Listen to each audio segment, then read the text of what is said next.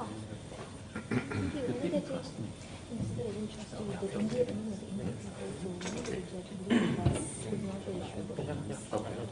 they told me it's not Dubai, I said, okay, I'll just take the Singapore flight. Why do you only sell about 10,000? They refuse to accept.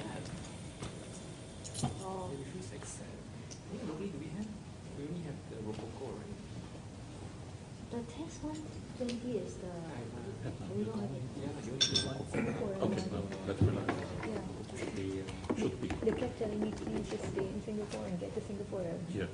So I said, okay, I'm going to trust them. What's very wrong? Shall we start? From my side? Okay. Okay. So maybe we should also You tried it wrong. No, I've seen, I'm talking to the Japanese guys. Should be okay. Okay. How come they are? Let's put it That's in. it. This is Okay. Japanese. Good afternoon. My name is Murtaza Kasuri. I'm the head of medical affairs for Southeast Asia, and it is my great pleasure to have you join us at this advisory board meeting for CARIS. It is also a great pleasure to have our two collaborators from CARIS, Dr. Klaus Truster, who has also been elevated to the role of Global Medical Affairs Director and a Vice President for CARIS, and Dr. Shahina, who has been partnering with us, working out of Dubai, brings in great information to our ad boards and to our expert forums. They shall be with us during the course of the day and through the discussions that we will have today. But the purpose of having this ad board was largely to bring to you some updates that you may already be informed about, but to actually put them in perspective from a clinical, practical sense.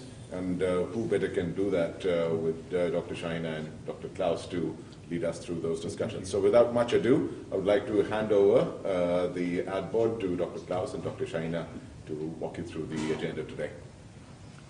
Thank you. Thank you, Dr. Murtaza. Ladies and gentlemen, very welcome also from my side. I prepared a lot of slides. As you know, normally, especially physicians have a lot of slides. But these slides are not meant to really go into the details of all of them. And please, if there are any questions, any objections, please feel free to reach out and to interrupt me. So the first presentation is a very simple one. It's just explaining our CARIS approach of molecular profiling, because there are some differences, and it's really a very general concept. So maybe to start with, always is the why.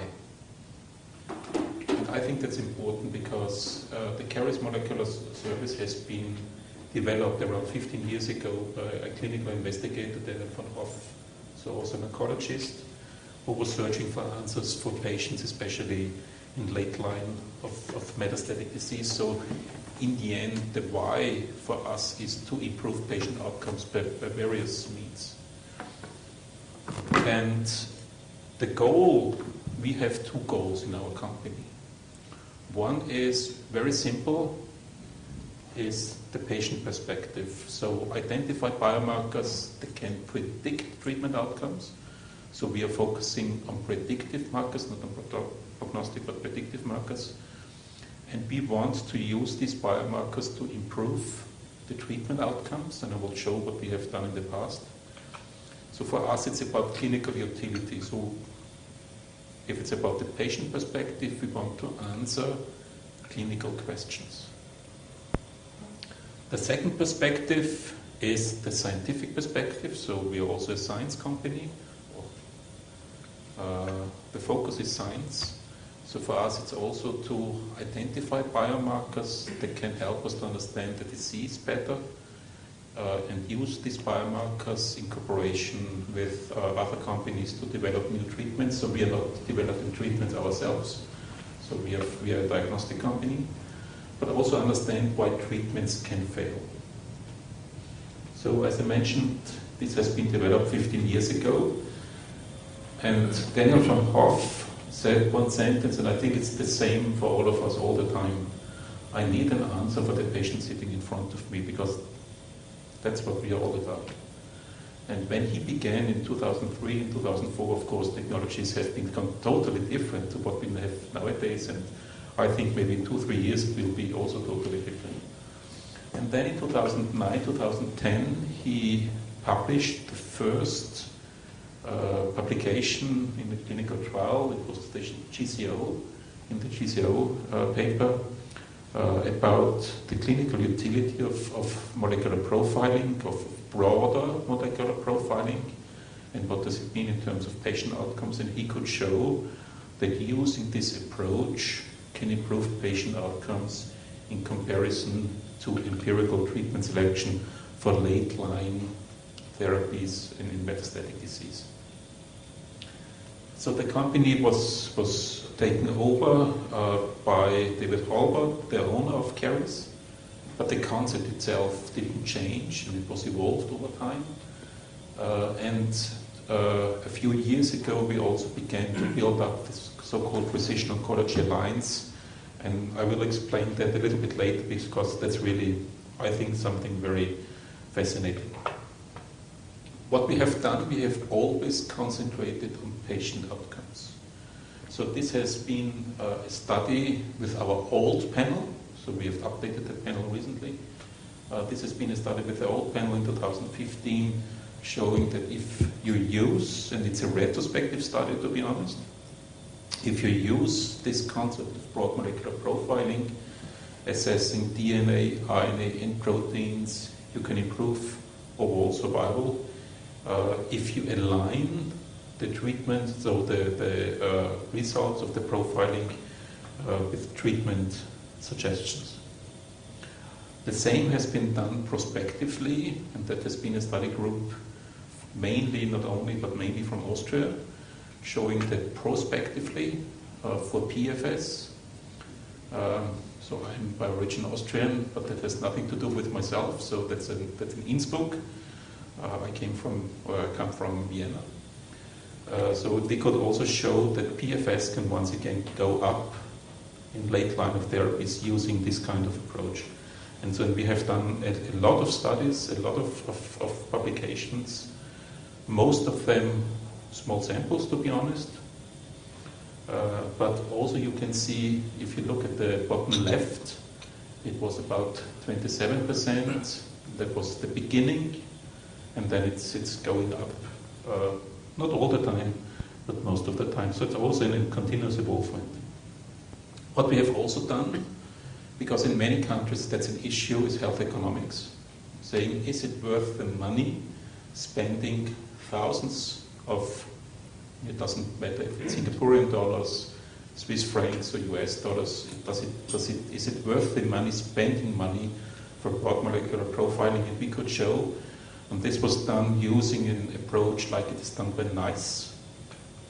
If you use the same approach for the ISA calculation, so incremental cost effectiveness ratio, that it's worth the money, and the numbers you see for the drugs are official numbers calculated by NICE, so these are the official NICE numbers. And if you use the same approach, you can see that the CMI testing is worth the money comparable to a drug like nivolumab. What I mentioned before, it's an evolution. And sometimes that's also a little bit difficult to explain, because all the time when I visit a country, there's something new. And sometimes people say, you're coming and there's something new and you have changed something. And I say, yes, of course. It's evolving science. So as you can imagine, in 2009, 2010, technologies have been different to some extent, or to a lot of extent, to what we are doing now. And it will be different in some years again.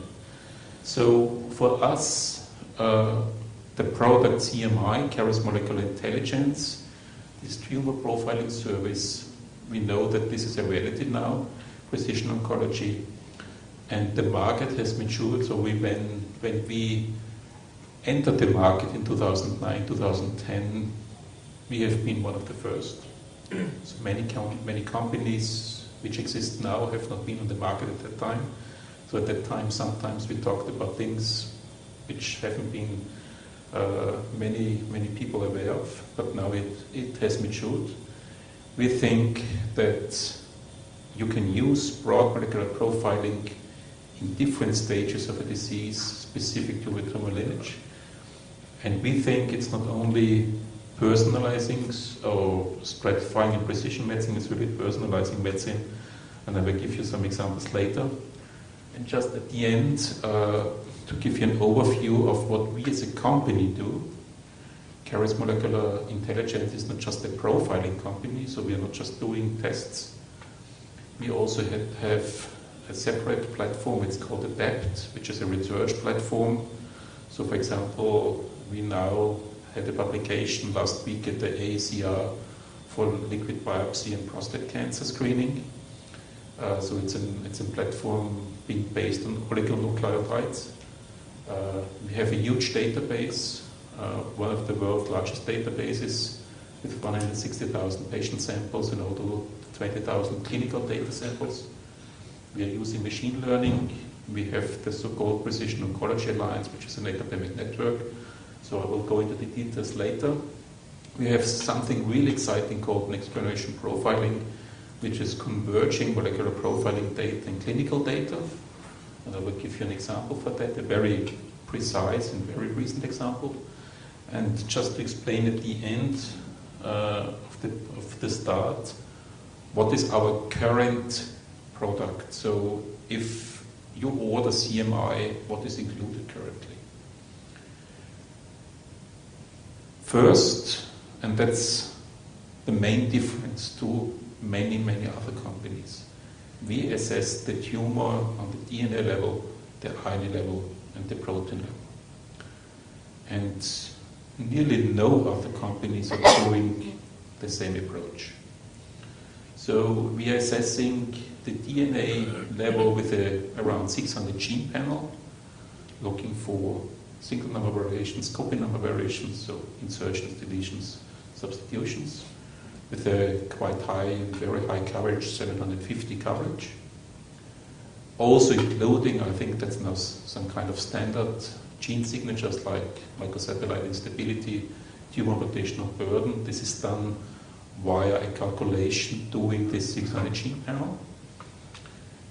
Then, and that's a really striking difference, we are assessing the RNA level to look for gene fusions and transcript variants.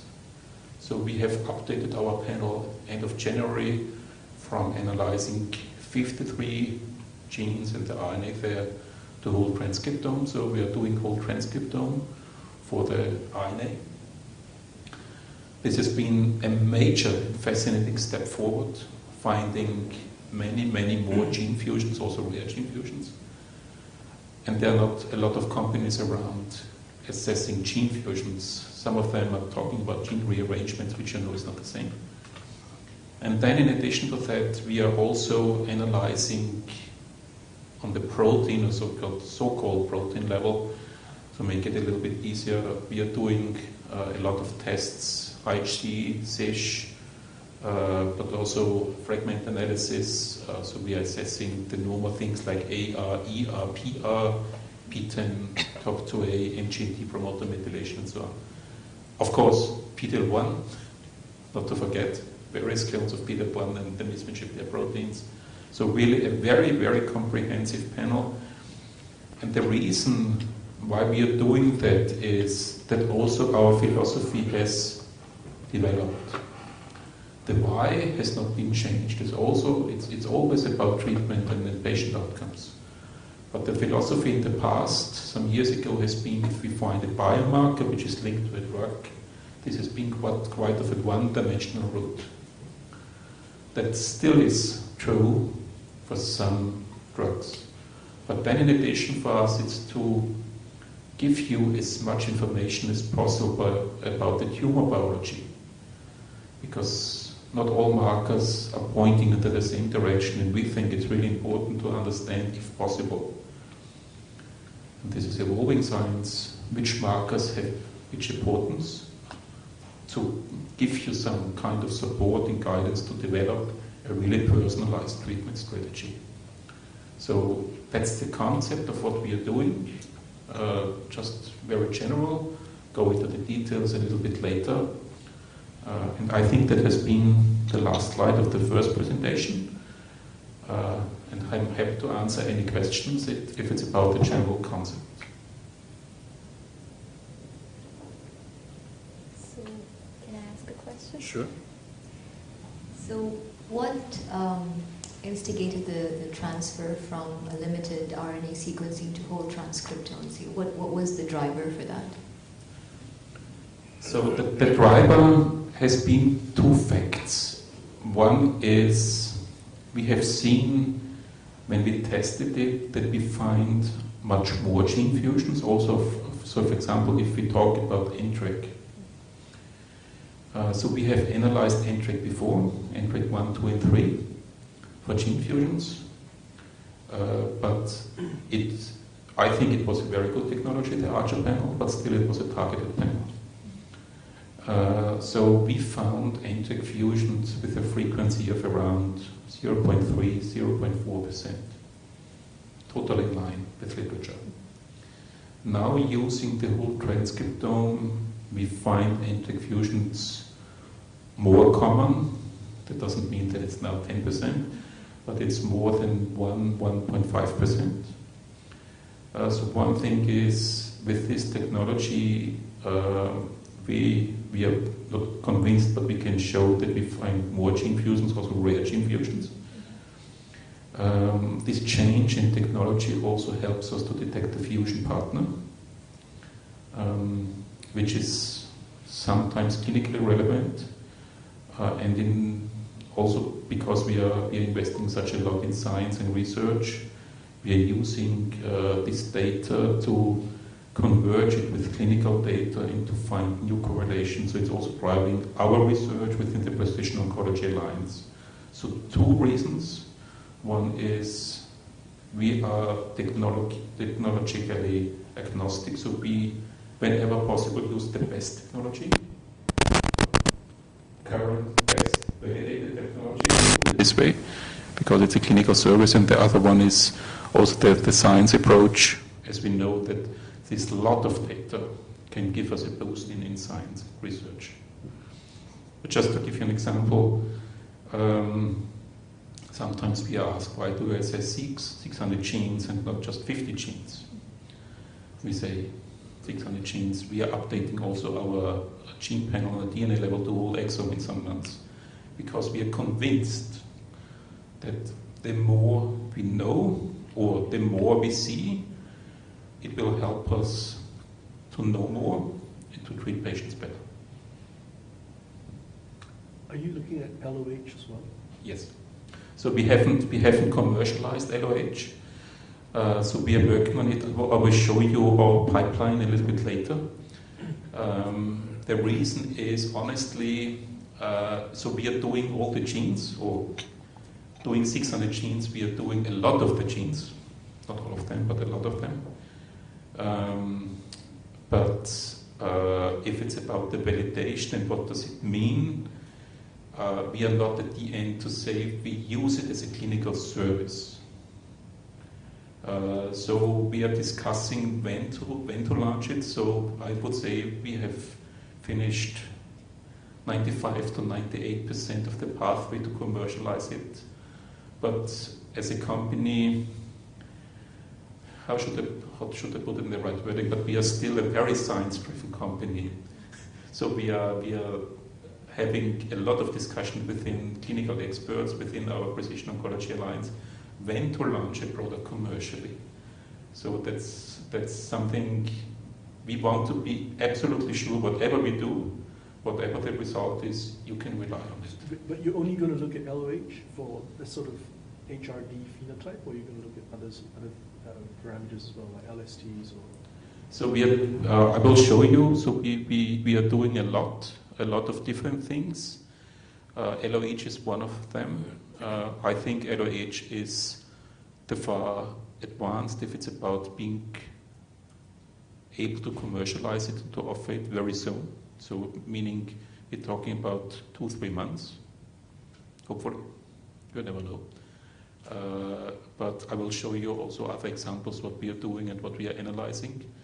And I will also go into the details because in the Precision Oncology Alliance, it's a scientific collaboration currently with 26 academic centers, where we have reviews all the time with the clinical experts and discuss which is the next project we should work on to make sure that we can answer clinical questions. So your Precision Oncology Alliance, what information are you actually getting? I mean, so how does that work? So they profile their tumors, Yes. and then they return outcome information to you? Yes. So we have two databases. One is our Carizome database with 160,000 patients where we have the profiling results. And then there is a separate database in the Precision Oncology Alliance where the molecular profiling data is anonymized and transferred by an independent third party.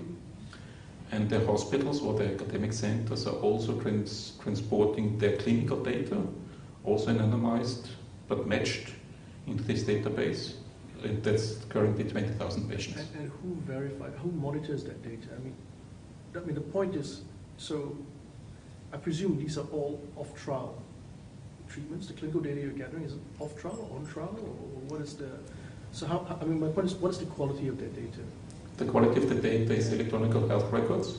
Yeah. So it's not per se a sort of basket study whereby No. you are profiling on the basis for a global clinical study. No, so that we have as well. Yeah. But those are patients which are treated in the academic centers and where the patients and the hospital agrees that we share the data. So we are sharing the profiling data, they share the clinical data, but it's not mandatory to be linked with the clinical trial, for example. So there is a different match, but the beauty is that we currently have around 20,000. So I think now it's 22,000, but around 20,000. And this number is growing by around 600 to 800 per month. And this is 20,000 Patients. 20,000 patient samples from the POA. Yeah. from the POA. So where we have the full profiling data and the full clinical data.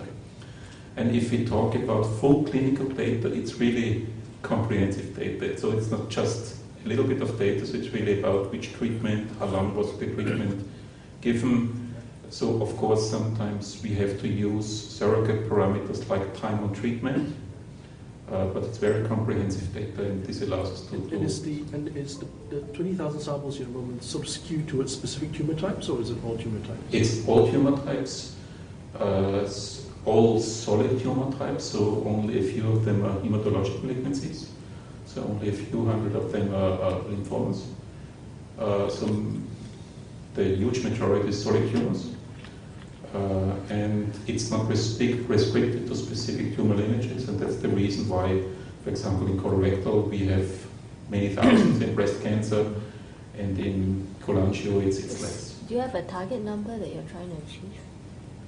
As much as possible, because it will help us. So this convergence of clinical data and profiling data helps us with machine learning to find new correlations. And I will show you one at the end, and it's really fascinating. And what is the IP agreement with you and the POAs involved? That the IP agreement is that we share. It's really sharing the data. Number one. Number two, within the Precision Oncology Alliance, we agree which projects are run. So it's not that everyone can use the data, but we agree which projects are done and how to use the data. And for each project, we then define if there's a finding, but what does it mean for the IP. Okay. So for the centers you're working with, these are across, I know you didn't show it, you I will show it. I'm just curious how you, and whether it's down to, is free testing, is it discounted testing? You're one of the centers that provides it. So we have, I can talk about that. Yeah, I'm just curious. So we have 25 centers in the US, and there is currently one international center. That's in Austria. That's not because of me. That's really that has been before my time. They're applying. They're replying as well, and then they are doing a lot of publications. The testing is not for free, Honestly, I don't know. That's really honestly, I don't know if there's a specialty count for these centers. I don't think so. And the focus is not the commercial basis. The Precision Oncology Alliance, believe it or not, is a scientific collaboration. Of course, it's for centers who know how to use, when to use, and know caries, because you have to also to know how is the process and so on. But this focus is not the commercial one; it's a scientific collaboration. So we have regular calls with them every 2-3 months for special working groups like breast, GI, glioblastoma, and so on. So it's headed by John Marshall from Georgetown. So he's kind of heading the Precision Oncology Alliance, and then the working group leaders. And within the working groups, we have a scientific collaboration between caries and these working groups, where we say, okay, in the phone calls, what are the latest publications, what are things we want to target, where can we start projects. So we have now applied for, I don't know, I think it was more than 20 abstracts for ESCO. Where do we want to publish, which data do we use to publish, and so on. So it's pure science, so there's no marketing commercial tie within the Precision Oncology Alliance. Big difference, yeah. So just now David talked a little bit about loss of heterozygosity, but you know, sometimes some of these reports come back on BRCA1 and BRCA2, and then they pick up mutations. A lot of times I'm very inclined to just dismiss it as noise, because BRCA is a tumor suppressor. It's not activating oncogenes, so it's not a particular driver. And tumors are inherently unstable, and sometimes, unless you get like variant frequency 50% or around 50%, I mean, if you get something like 5%, 10% variant frequency, then you wouldn't say that this mutation in the BRCA is going to is necessarily going to be the target. Because I see quite a lot of doctors whenever they read a foundation report and they say BRCA, and then there's all these references to PARP inhibitor trials, and then they go on a PARP inhibitor and it doesn't work, and they come to see me, and then I tell them, no, all this is just noise that you're picking up from unstable tumors. How do you separate what's noise and what's a real driver, particularly for tumor suppressor genes? So what we do is we try to give you some very detailed information in the report. So we are also reporting the frequency, as it should help you. I fully agree there is a difference from mutation to mutation. We know TP53 is different to other mutations and so on. So first it's about the frequency, then it's about the specific mutation. It's all we know that, and we are using different databases to make sure that if we tell you that it's a pathogenic mutation, then we are sure, whatever that means, that it's a pathogenic mutation, the same for benign or for variant of unknown significance. And this is updated regularly, also as evolving science. So one is frequency, and the other one is, and I will show that that's the reason why we are working on different markers. It's not only loss of heterozygosity, to give you a very good understanding with current knowledge, what does a mutation mean. And for BRCA, and that's the reason why I'm a little bit hesitant to say, okay, what does it mean for loss of heterozygosity, because we are discussing it for several things, not only for BRCA. But in the end, we have to make sure that whichever information we give to you, you can rely on it. So we also, for example, to make that very clear and to be honest, if there is a BRCA mutation and it's a low frequency, we still say there is a potential clinical trial for BRCA mutations available, for example. But there is a huge difference if you look at the frequency. If we never recommend something because we are not allowed to. And number two, if we discuss, we of course go into the details and say if it's a low frequency versus a high frequency, what does it mean? The language is interesting to interpret BRCA mutations because if you were to find a very high LOH, then you could say that maybe this mutation that you're picking on BRCA may be functionally significant. But still, it's an indirect for surrogate validation for Caris. I mean, for Myriad, they have validated data on their LOH.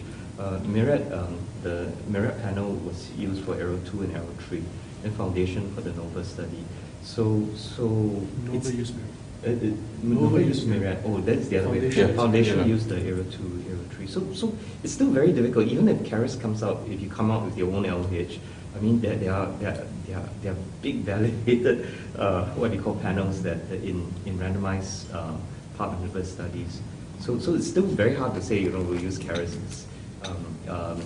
In this particular case, if you want to answer a particular question, you probably use one of these validated tests. So it's a little bit hard. I'm just thinking, if you're introducing a panel, how would you incorporate this, and how would it? So normally, if we come out with something, we also have validated it. Okay. So we are having the same approach, because and that's also why we are still hesitant, because we need this kind of validation. So I will show you also a project where we have fantastic internal data in which we are externally validating. I fully agree with you, it's about the validation. And that's also, I can't mention it once, so I think I have mentioned previously, that's the difference between research use and clinical use. Can your RNA, what you call analysis, give a sense of amplification? Because if you talk about uterine cancers, like 30% of them will have PIK3 pathway amplification, but there's no mutation. If you sequence it, you won't pick up any mutation. But amplification is a bona fide target. It's the same as HER2. Can your RNA analysis tell us that a certain pathway is upregulated through amplification? So amplification is measured, yes. It is mentioned. Yeah. And also what is possible, and I'm not sure how it's handled by other companies. I don't know. So whenever you would like to have the raw data, no problem. Just send us an email. We send the raw data. What's your threshold for calling a variant? No, the LU threshold, variant threshold. So for copy number? No, even for mutation, for variant, for example. Is there a threshold beyond which you not put it in your report? Yeah, so if we don't have, so two things. If it's low coverage, then, so if the coverage is below 300, then we say it's indeterminate and we don't report it. So we report the gene as being analyzed indeterminate. Mm-hmm. And your LU frequency threshold? I don't know, honestly. So, do you give LU frequencies in your report? Yes. Yes. Do you do MSI? Yes. So MSI, I can say it now, and we can skip the slides later on. So we are doing macrosatellite instability via NGS analysis using a calculation. So it's the approach. It's similar to Foundation. And we have validated it with conventional technologies, so with 2,000 samples. So this is something what you mentioned before. So it's about validation to make sure that if we use MSI via NGS calculation, that it's validated, and we have validated that also at other companies. So we do for immunomarkers currently, we do different clones of PD-L1. Routinely we use 3 clones. So 22, C3, 142, 28.8. Of course, different scores. We, for example, last week, we routinely added for triple-negative breast cancer PD-L1 in immune cells. We have MSI, we have TMB. These two are done via NGS, 600 gene panel. And then we have the 4 MMR proteins, so those are also done routinely. So MLH, MSH, PMS. So those are the markers which are done now. You're using, which is your NGS platform? Is it Illumina? Or Illumina. So maybe that's a philosophy and also some kind of religion. So I'm not a religious, so I'm a religious person, but it's not so much now talking about religion. But we are very convinced that we can rely better on Illumina. So we know. Fisher has come up with their own panel, Yeah. but we never hear of it in Asia. But you see it sometimes at ASCO and people talking about. I can't remember the name of their whole panel, but they have their own proprietary. It's like Foundation, it's like Harris. So Thermo Fisher has. Which one? Thermo Fisher. Thermo, yeah. Yeah. So I So they bought over Archer, I think, as well. Yeah. Archer?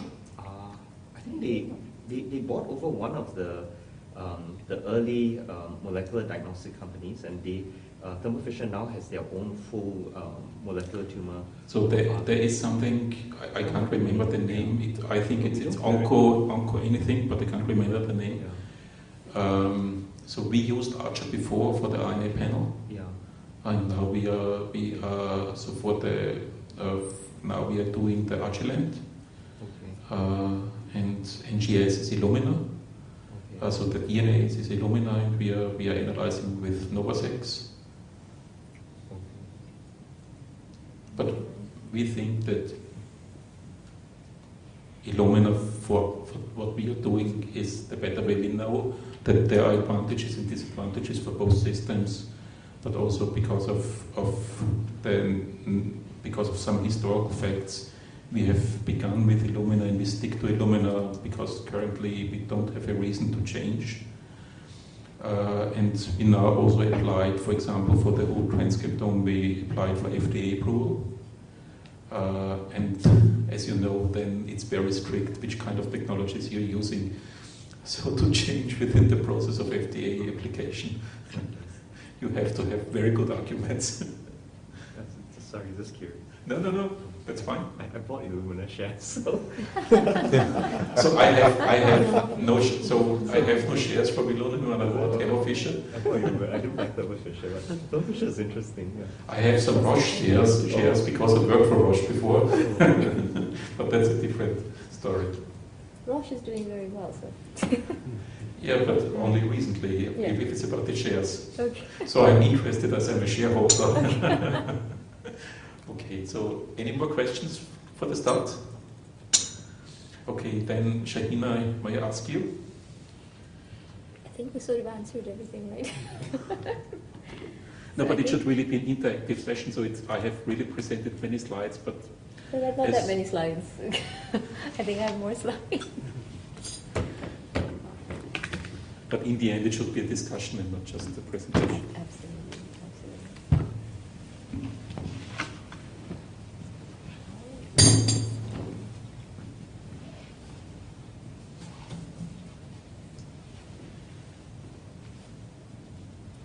It's a blank screen. It's capturing everything on your. But can you see the? It's capturing all the. There's a lot to capture, apparently. There you go. Sorry. Okay. You want to? No, I need it from the beginning. Oh, other way around. Yeah. Sorry.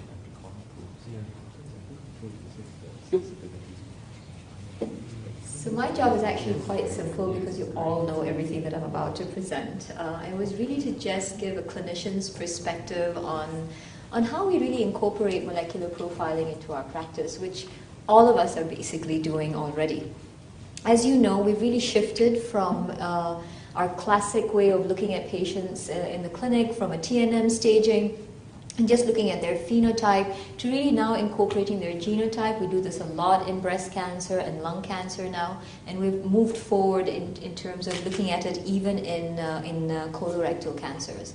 And you've all seen this slide before. There was a time where we used to have one treatment for one type of tumor, and now we know that even within that same person who's got that one type of tumor, such as lung cancer, you have individual profiling has really allowed us to individualize our treatment strategies.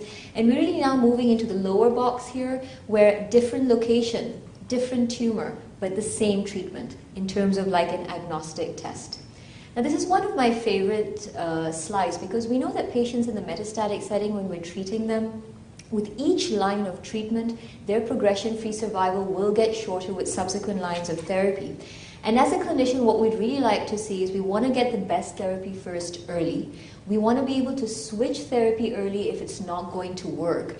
And we want to be able to stop this decline in progression-free survival, perhaps using guided therapy. So, moving forward, I have asked myself a number of different questions. Why do we essentially profile tumors? Well, I've learned a number of key lessons while I've been profiling tumors, and the first key lesson I learned was one target can actually make a difference. You've all seen this slide before.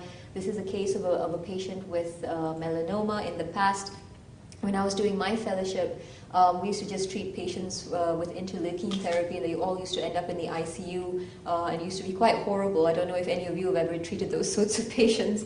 That actually completely dissuaded me from wanting to treat any melanoma patient. But then we came up with targets, such as the BRAF mutation, and giving one good anti-BRAF therapy can give you higher response rates. But even this target has not only been restricted to melanoma. We know that a number of other malignancies, such as non-small cell lung cancer, colorectal cancers, cholangiocarcinomas, and so on and so forth, they do have a certain percentage of patients that will exhibit BRAF mutations. And when you give them agents such as vemurafenib, you can see various responses amongst these patients. We know that another nice target is HER2 mutation. We know that already HER2 amplifications and overexpression is used a lot in the realm of breast cancer, gastric cancers, gastroesophageal cancers as well. HER2 mutations are also an up-and-coming target that I find very, very interesting. This is from the Summit trial that was published recently in Nature, that basically was a basket trial that took patients and tested them for HER2 mutations and then treated them with neratinib for about 8 weeks, and you can see that the highest response, obviously you got it in the realm of breast cancer, but you did get some decent responses amongst patients who had HER2 mutations in lung as well as cervical cancer and biliary cancers. The second lesson that I've learned is that when you have a target, it can sometimes be superior in terms of treating the patient with that target compared to chemotherapy. Classic examples, lung cancer. We know that targeted therapies such as gefitinib and Tarceva and osimertinib has been superior to giving chemotherapy in patients with EGFR mutation positive lung cancer. Another example is, again, melanoma. You give, if a patient has a BRAF mutation, you give vemurafenib a lot more higher responses and better outcomes compared to patients who would be given chemotherapy. So a specific mutation, a specific target can actually cause improved survival, and we've seen this quite a bit in a number of different malignancies. And of course, the really fascinating and exciting era is now, where we're doing rapid adoption of agnostic testing, and we know that the first agnostic test that was approved was using MSI-high or MSI testing or MMR testing. We know last year we got approval of TRK fusion as being an agnostic test, and in my opinion, I think the next one is going to be RET fusions. And I also think that although the technology, and I'm not sure if Klaus is actually going to talk about tumor mutational burden later on, and we know there's a lot of difficulty in terms of tumor mutational burden in terms of testing it and the techniques and the platforms being used with tumor mutational burden, I think eventually when we get there and we know that it's going to be a standardized method of actually measuring it, it may actually turn out to be an agnostic test. And that's at least my perception of what's going to happen in the future. You've all seen this slide before, looking at patients. This was a pivotal trial that looked at patients with colon cancers who had either an MMR proficient disease or MMR deficient. You gave them pembrolizumab. In patients with MMR deficient disease, they did phenomenally well. And it really led not only to colorectal cancer, it's agnostic testing across a number of different malignancies. And what fascinated me about the trials that were used to approve MMR or MSI testing as a diagnostic test, you can see breast cancer was also incorporated, and only about 2 patients actually had, within this realm, 2 patients actually had an MSI high test with breast cancer, and even these 2 patients had a 100% response rate. This was a case that was published. I have yet to see it. I test all my patients who have had metastatic breast cancer. I have yet to see someone who is an MMR deficient or MSI high disease, but there are some cases that have been reported. This was a 69-year-old woman, metastatic triple negative breast cancer, multiple lines of therapy, was found to be MMR deficient, and she was given nivolumab, and you can see had a very nice response only after 3 cycles of nivolumab, and continued to have a response a year later. Then, of course, we've all seen the data on larotrectinib when it was first published in the New England Journal and presented prior to that at ASCO. It was phenomenal for everyone to be able to see that if you had an NTRK fusion and you gave an agent such as larotrectinib, almost every patient appears to be responding with an overall response rate of almost 76%. But what was more interesting for me was that 93% of the responding patients and 75% of all the patients not only continued to remain on treatment, some of them actually went on to have surgeries in a potentially curative setting. Something that we didn't even see with targets such as EGFR and BRAF mutations. And this was an example, again, it was presented by Hyman at ASCO, looking at a patient with non-small cell lung cancer who'd received chemotherapy in the past, turned out to have an NTRK fusion, and was given larotrectinib, and you can see a very, very nice response, and the patient continues to have a response. And of course, tumor mutational burden. I just gave a talk yesterday. It was like a half-an-hour talk on just looking at the different aspects of tumor mutational burden within the realm of immunotherapy. And yes, there are a lot of problems associated with it, but repeatedly, at least in the realm of lung cancer, patients who have a high tumor mutational burden, irrespective of their PD-L1 expression, appear to do well when you're giving them combination immunotherapy. As you know, a couple of days ago at AACR, the same results were presented. This was from the Checkmate trial, and similar results were presented looking at the Mystique trial, where again combination immunotherapy appeared to do better when you had a high tumor mutational burden.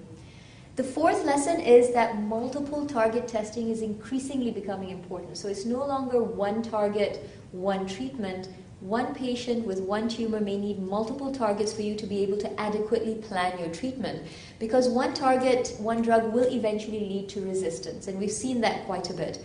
One target, one drug does not inform on more potent targets, and I'll show you examples of that later on. And honestly, I feel that one target, one drug does not give you the whole picture, and that is the reason why, at least in Dubai, pharmaceutical companies will come to me and will say, we'll give you free RAS testing or free EGFR testing. And I'm like, no, I'd rather have the whole story for my patients so that I can adequately, plan out treatment for them. And of course, I don't need to tell you this, the classic example is non-small cell lung cancer, where you have a variety of different targets that one can think about in terms of treatment. And we've seen this slide multiple times. Guided therapy with appropriate targets gives you improved prognostic outcome. What's interesting is there was this study that was published in the JCO a couple of years ago that analyzed almost 570 phase 2 studies of single agents matching to targets. And they pooled the analysis together, and what they showed was that in terms of response rates, in terms of median progression-free survival, as well as median overall survival, not restricted to patients with non-small cell lung cancer, but really across a wide plethora of different malignancies, there was an improvement when you matched target to treatment in these patients. So it sort of made sense to take the matching concept further into clinical trials. There are a number of clinical trials out there right now looking at the entire concept, including the TAPER study, which ASCO has promoted and is actively accruing patients across the US. But I wanted to give you 3 examples that I thought were very interesting and, for me, very educational. an amazing paper that was published in Nature Medicine that looked at the MSK Impact trial that took about 10,000 patients prospectively and sequenced their tumors. It wasn't restricted to any one type of tumor, but was really a large plethora of different tumors. And you can see the distribution of levels of actionability across the different tumors here, with GIST tumors having the highest levels. But you can see really across the whole plethora, you are seeing targets across a variety of different malignancies. They did an interesting analysis looking at the type of the tumor type distribution for samples with high mutational burden and a dominant MMR signature. And I thought this was a very interesting pictorial, looking to see that you can see colorectal cancer patients have the highest tumor burden, tumor mutational burden, where you can see high MSI and MMR signatures. Endometrial carcinomas come next, and you can see esophageal gastric carcinomas. And prostate cancer is actually not far off.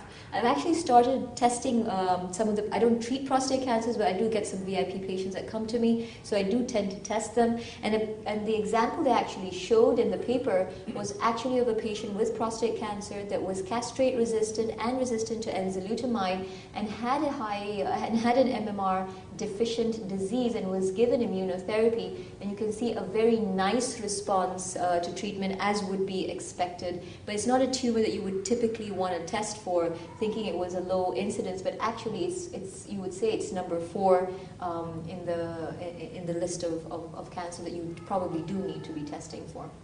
And then you all know the SAPPHIRE-2 trial. It was a biology-driven phase 2 trial that really, the goal of which was to demonstrate that targeted treatment is more effective than maintenance chemotherapy administered without genomic guidance. And we're still waiting for the long-term outcome of this, but it was really interesting to see that they had profiled quite a number of tumors, and they saw a large number of actionable targets that could be identified to be used for proposed specific innovative targeted therapies, including PARP, including RAS, HER, PI3 kinase, and AKT mutations, a target that I think is very interesting, FGFR, and mTOR. But you had still a good number of patients as well that had no targetable actionable mutations. But when I look at this pie chart, 10 years ago, that part would have been a lot bigger, but now it's really coming down to a smaller proportion of the pie chart. And then you've all seen the Moscato 01 trial, which was a very, very interesting trial that took patients with hard-to-treat tumors, advanced metastatic, and profiled the patients, and then matched mutations with specific targets. You can see a list of the different targets that they actually looked at. And the primary objective was to evaluate clinical benefit as measured by the percentage of patients presenting progression-free survival on a matched therapy versus their previous progression-free survival, which was unmatched. And it had to be 1.3, the ratio had to be more than 1.3 to suggest that matching was better. And they did actually find that. They found that the ratio of PFS2 to PFS1 was actually, in fact, more than 1.3. When you looked at the subgroup analysis of the types of tumors that they had, the really hard to treat, heavily pretreated, triple-negative breast cancer patients, there was about 36 of those patients, and 36% of those patients, when they were treated with matched therapy, actually also had a ratio of more than 1.3. And we know most of those patients die very quickly, and here they did have an improvement in their progression-free survival. The fifth lesson, multiple targets allow you to expand population cohorts that can benefit from therapy. And for me, the classic example for this really comes in the realm of immunotherapy, where we have all these targets that we try, or biomarkers that we're trying to be able to select our patients, such as MSI, TMB, and PD-L1. And you can see for the large majority of them, they're actually not that overlapping. But there's some interesting results that are coming up now where there is a small percentage of TMB and PD-L1 that's overlapping. It's about 7%. And those are the patients that have a really, really enriched response to immunotherapy. So I think when you're looking at biomarkers for immunotherapy in the clinic, and you can't really look at it sequentially, you really need to look at it all together to be able to drive the type of therapy that you want to be able to give your patients. And the sixth lesson is that profiling provides insights into treating rare and difficult cancers. I know all my patients who have unknown primaries, sarcomas, really those rare, difficult to treat tumors like cholangiocarcinomas, glioblastomas, we do tend to send them for profiling up front, and you can see from this particular trial or this particular study where they did NGS for all patients who had these rare cancers, they had a large plethora of different targets. The highest was TP53, KRAS, and PIK3CA, which I thought was very interesting. And all these rare and difficult to treat tumors were treated had different targets and were treated with it. And a large proportion of them, actually very few, had progression of disease. A large proportion of them had either stable disease or a partial response when you looked at these targets, including BRAF, which they found in some very, very rare tumors. And finally, I think one of the lessons that I learned that it's not only about matching target, such as mutations with certain targeted therapies, but it's also about matching chemotherapy to targets. And this was the FOCUS study that looked at specifically TOPO1 expression and the ability to look at responses to 5-FU. And you can see that if you had a low TOPO1 expression, you really didn't have much of a difference in terms of PFS or OS, but if you had a high TOPO1 expression, you really did begin to see those separations in the Kaplan-Meier curves.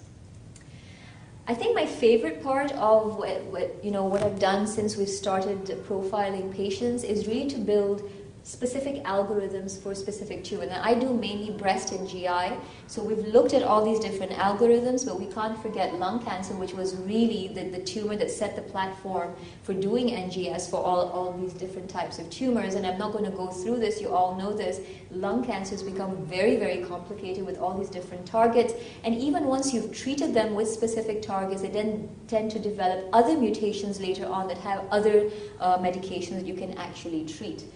For colorectal cancer, we've looked at least 5 targets, including RAS, BRAF, HER2, MSI, and TRK fusions. And whenever I looked at this was an algorithm that we built about 5 years ago. And I now put the same slide up there, and I actually asked the question, is it that simple? And the simple answer to that is no. The algorithm cannot be that simple for colorectal cancers. And just to give you some examples, if you remember recently, published in JAMA Oncology, we saw the results of the CRICKET trial. The CRICKET trial took patients who had metastatic RAS wild-type metastatic colorectal cancer who had progressed on an anti-EGFR therapy and multiple other therapies, and then they were retested to see if they still had RAS wild-type disease. If they still had RAS wild-type disease and BRAF wild-type disease, they then went on to be re-challenged with an anti-EGFR, and you can see that progression-free survival and overall survival, actually, they did benefit from that. And at the time of testing of these patients, they did find that 48% of patients had an acquired RAS mutation, really suggesting that you need to be able to repeatedly test your patients to see if they've acquired those mutations or not. Then we saw recently, I think this was about 3 weeks ago, the results of the MyPathway study that was published in the Lancet Oncology that looked at the combination of pertuzumab and trastuzumab amongst patients with HER2-amplified refractory metastatic colorectal cancer. You know HER2 is an important target in these patients, but what I found interesting in this particular paper was that if you had RAS wild-type and HER2 amplification or overexpression, you did much better in terms of your outcome compared to if you had HER2 amplified RAS mutated disease, suggesting you need to look at more than one target when you're tailoring therapies for your patients. Now, I currently have a patient this is not from that patient, but it was a very similar case. I currently have a patient that is RAS wild-type, HER2 amplified, that's on the combination of pertuzumab and trastuzumab for 3 years and is in CR for that. So I found that very, very interesting.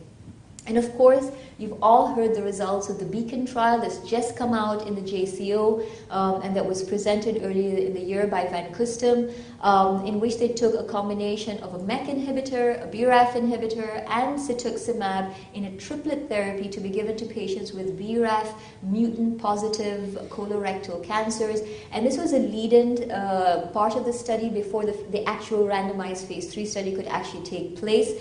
But what was phenomenal about this, you can see that apart from one patient, every single patient in this cohort, in fact, responded to the triplet regimen. This is aside from the fact that it was a little bit toxic, but still it was, the results have been very, very interesting. So I think when you're looking at colorectal cancer, that first slide that I showed you of just the 5 subtypes, the 5 targets is no longer valid in my opinion. I think you need to look at it in terms of expanding that. I think patients with RAS wild type now have, in fact, 4 other subcategories, at least in my opinion. Once they've been treated with an anti-EGFR, if they've acquired a mutation in RAS or BRAF or EGFR or something like that, you cannot give any further EGFR. You may think about a BRAF inhibitor. You may have a double negative where you have RAS wild type and BRAF wild type, where you can give novel anti-EGFRs or re-challenge with an old anti-EGFR.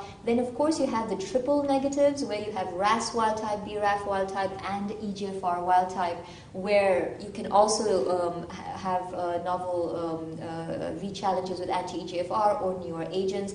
And then, of course, you are going to be treating your HER2 patients specifically with anti-HER2 therapy so long as they have a RAS wild type of disease. But are these the only targets? Is RAS, BRAF, HER2, MSI, and TRK fusions the only targets? I think not. I think there are more targets coming up. This was an interesting presentation that looked at ALK fusions in patients with metastatic colorectal cancers, where they got entrectinib, and you can see a very nice response, and I think this will probably be coming in very soon into the algorithm as well. What about breast cancer? There's no way that I'm going to give a presentation with giving you a little bit about breast cancer, and just 2 algorithms. One looking at triple negative breast cancer. At least for me, patients with metastatic triple negative breast cancer is probably the only type of breast cancer where I will profile upfront, because you have a number of important targets, including defective DNA repair pathways, where you can think about PARP inhibitors. You have the inflamed phenotype, where you have MSI, TMB, and PD-L1 as potential biomarkers. And if you think TMB doesn't really work in breast cancer, there was a nice example that was presented last year at ASCO, looking at patients, because 4% of patients with TNBC will actually have a high TMB. And this was a patient with metastatic triple-negative breast cancer, received multiple lines of chemotherapy, and at one point was rebiopsied and was found to have an ApoBac high level with a TMB of 58.9 mutations per megabase, and then eventually got a combination of nab-paclitaxel and pembrolizumab and had a phenomenal response and continues to stay in response. And then, of course, you have the androgen receptors, the PI3 kinase pathway, and, of course, other genomic alterations such as HER2 mutations, NTRK fusions, and RET alterations. What about hormone receptor positive, HER2 negative? I would never profile these patients up front, because you do have good targets with ER and PR in these patients. But once they've progressed, you may want to think about profiling these patients, because they may have developed an ESR1 mutation. Again, PARP inhibitors are important, because if they do have a BRCA germline mutation, you know olaparib has been approved for them.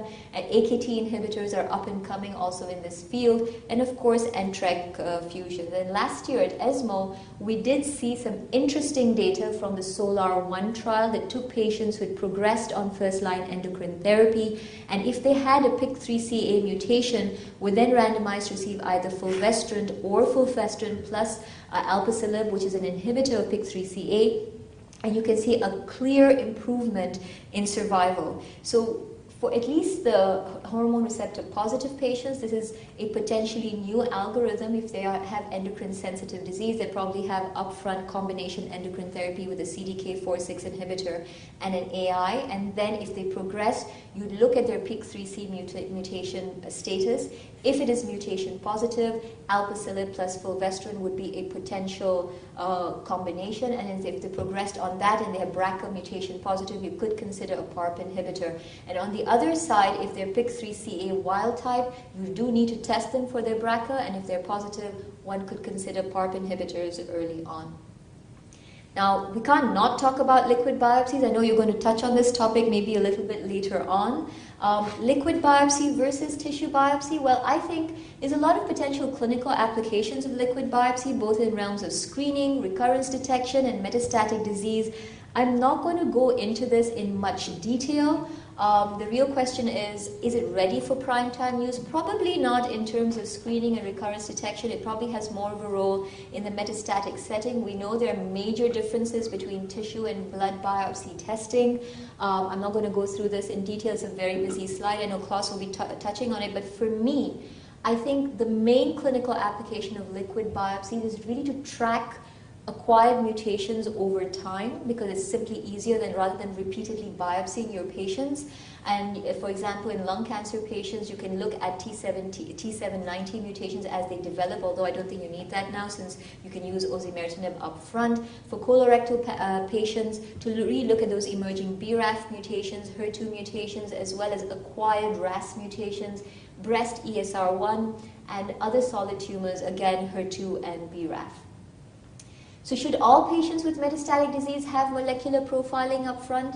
The simple answer is no. I do not think that everyone needs to have profiling up front, especially patients who've got a poor performance status at presentation. I remember when I first started profiling as a last-ditch effort for patients who had 4 or 5 lines of chemotherapy and had an ECOG of 2, I would profile them, and by the time the test came back, they would be dead, and that didn't really help my cause in any way, shape, or form.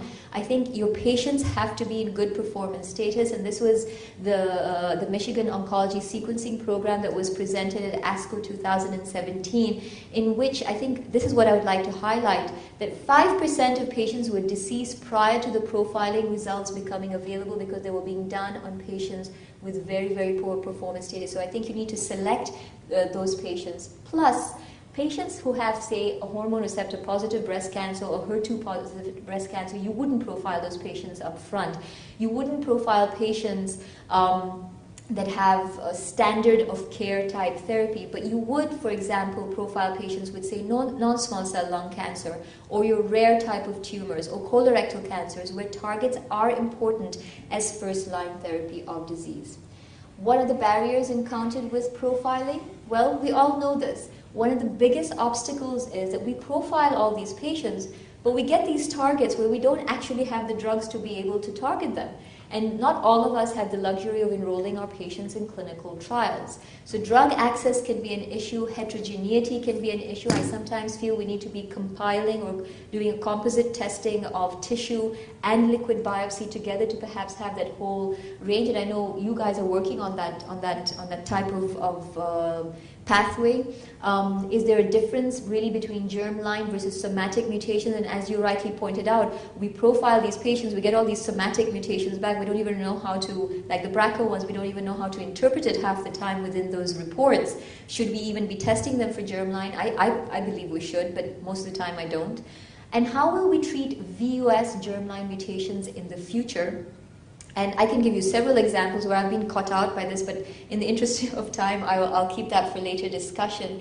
Then we have limited awareness regarding molecular testing and treatment options. And some of the practical challenges for translating tumor sequencing into clinical decision-making is which test is the right test. I'm sure you've been invited to maybe 10 different ad boards with 10 different NGS platforms, and you don't know which one to use. So I think that's one of the questions that we try to ask ourselves. Interpretation strategies at the point of care is sometimes very difficult, and impact of expanded clinical application is also something that we need to think about. And Klaus has already presented this to you, but I also think that I need to reiterate it. The whole story is important. I think when you're looking at your patient, you're trying to plan your treatment out. IHC is just as important as germline testing, as RNA sequencing, as DNA sequencing. Why do I need IHC? I need it for PD-L1 testing, HER2 testing, ER, PR, EGFR. We have IHC for this. Germline testing, that you have PARP inhibitors that are available now. I don't think that you can do just tissue testing and not germline testing. RNA and TRK fusions, this is where you're getting your RNA, this is where RNA is needed. And then of course DNA is the standard where you would have all those other mutations. So I think you cannot do just one platform. You really need to incorporate everything to be able to understand the full story or the full picture of your patient. We know that pancreatic cancer, there's been some very nice results that have, there was an early press release, there's going to be a plenary session at ASCO where patients with pancreatic tumors that are considered to have absolutely no target now has a target in terms of BRCA, 5% are positive germline, and what we're going to see at ASCO is that if they're germline mutation positive, you can actually put your patients on maintenance olaparib and there will be a survival advantage. So would I only profile these tumors using tissue? Probably not. I would probably do a combination of tissue and germline, and that's going to be very, very important. So my last slide, what do I do in my clinic? My group actually came up with an algorithm that we use specifically because we have a lot of insurance issues, and it helped us streamline our cases within the tumor board. And this is the algorithm that we've presented to our insurance companies, and that seems to have helped in terms of getting approvals rather easily. So if we have patients with newly diagnosed metastatic disease, they all get talked about in the tumor board. The first question we ask ourselves is profiling required? If it is not required, we may think about it at the time of progression of disease. If it is required, we ask ourselves, is there sufficient tissue? And if there is sufficient tissue, the first thing we're going to do is tissue profiling. And if targets are identified, we will then treat those patients. But if targets are not identified within the tissue, we will do a liquid biopsy, especially in non-small cell lung cancer, where you could sometimes get a 6% difference between the targets you get with liquid and tissue biopsies.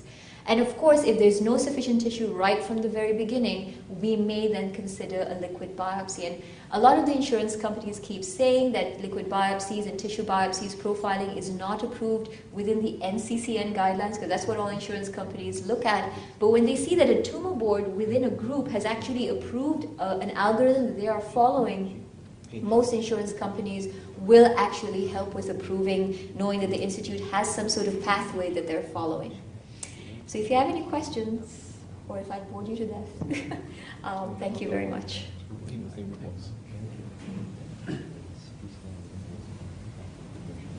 Any questions? So when you, thanks for that. It's very comprehensive. Because can you use the mic? You have a medical writer. Yes, just help us. So I was going to ask, in your current practice with the workflow that you set up, so do you review, so this is all solid tumors or is it just your breast? All solid tumors. We have one tumor board. We have a separate breast tumor board, but when it comes to getting these profiling tests approved, we have one tumor board that will sit and actually look at that. And then the results are reviewed by a molecular tumor board as well? Well, we don't have a separate molecular tumor board, but it's just our group as well. And then we are connected with an institute in Switzerland, so if we have any additional questions that we are not able to answer just from the literature that we have, we will then get that second opinion. Right, okay. And this is all covered at the moment by insurance? So before it wasn't. Then I sat with the group and I said, what my interactions with insurance has always been, please do it because the patient, it could benefit the patient.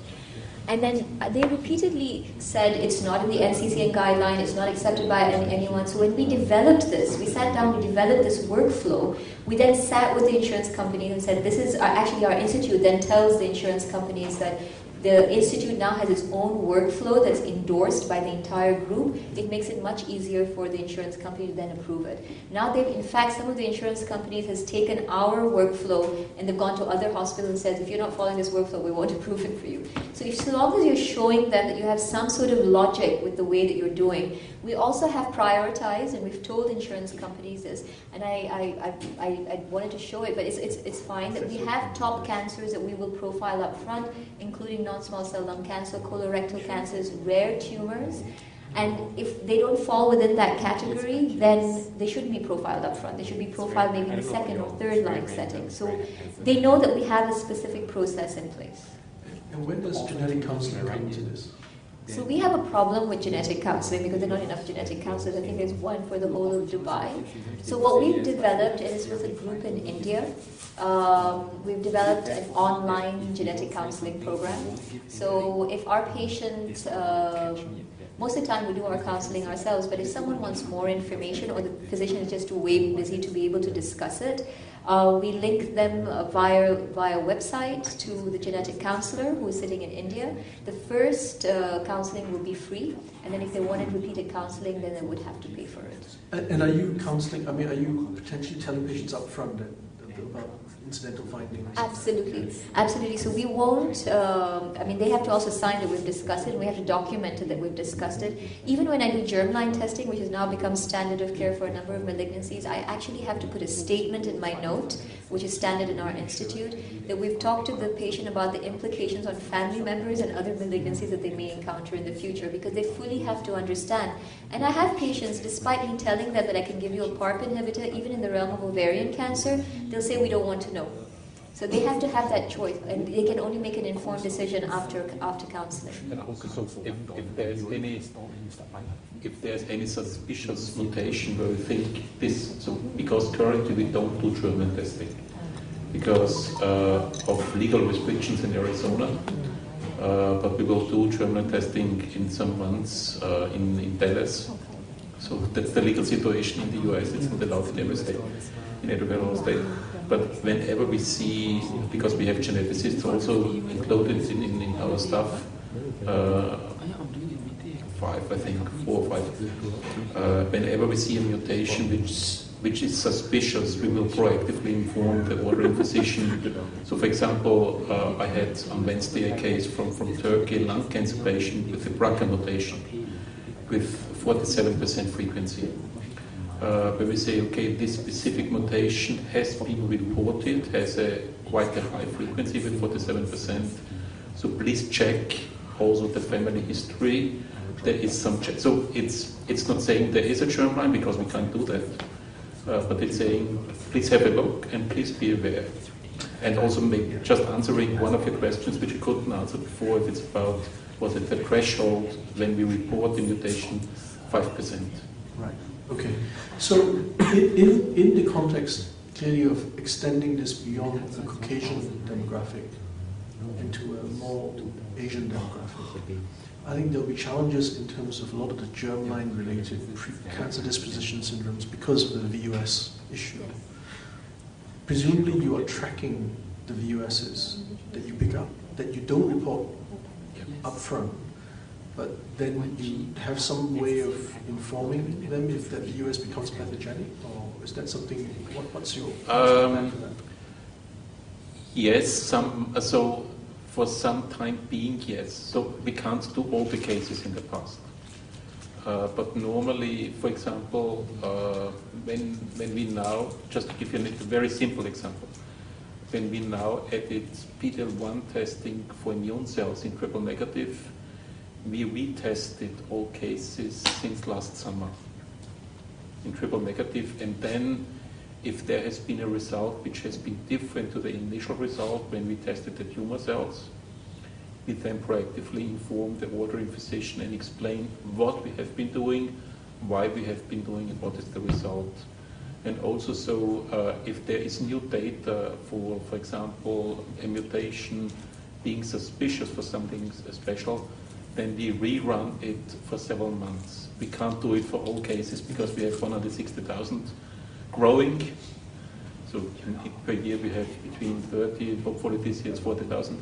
So we can't do that for all cases, but it's several months back we do it. We do it without telling you before. We just redo it, and if there's any special finding, we will inform you. I have to say, at least they're redoing it, but I recently had a case, this was last year, of a lady who came to me with metastatic breast cancer, and I tested germline. It wasn't tissue. And it was a BRCA VUS, and I kept it aside. It so happened, and I didn't realize this, that I was treating all 3 sisters within the same family. All 3 had breast cancer, and all 3 had the same BRCA VUS. When I found out that they were related, because you know how the culture is, they don't want to tell each other that they are related, I went back to the international databases. I communicated with them. I communicated with ClinVar, I communicated with some of the other international. They refused to change that particular VUS into a pathogenic because it was clear that it was running in the family and that they were, all 3 had metastatic breast cancer, 1 had breast and colon cancer, and still they refused to change it. And so at one point, one patient died before I could do anything about it. And I just took the decision with the second patient with my tumor board saying, we need to call it as pathogenic. And we started treating that patient with olaparib. Phenomenal response. And that is also something what we do, where we try to, on one hand, look at the data available in the databases, but then we also look into our internal data. And if we see anything significant or anything where we think we should inform you, we will tell you. But being transparent, what is published and what is internal data. Yeah. But it's all but I totally agree with you. I think we need to have our own cohort of patients because the Middle Eastern, Asian cohort is very different from the Caucasian cohort. We have our own mutations. I was actually just sitting here when you were talking about the Precision Oncology Alliance. I was thinking maybe we need to have an APMEA Precision Oncology Alliance separately to look at our data, to look at our patients, because the clinical outcomes are going to be different, the percentage of targets are going to be different. And I don't know, what do you think of that sort of a project? Yeah, I think, the obstacles are pretty obvious in terms of adopting this. Yeah. Funding is the big issue, and I think it's going to be a challenge, generally speaking, in terms of getting big volumes of data, because typically it varies from patient to patient, and the timing of the profiling becomes an issue as well. To full disclosure, in my institution, we've been using the foundation, and we've been using them as a partner for our drug development program, where we profile all patients that come through our program with foundation. And there are practical reasons for that. We have a lot of trials that are running that actually say that if they're going to select patients for these studies, they want a foundation CDX profile as their companion diagnostic.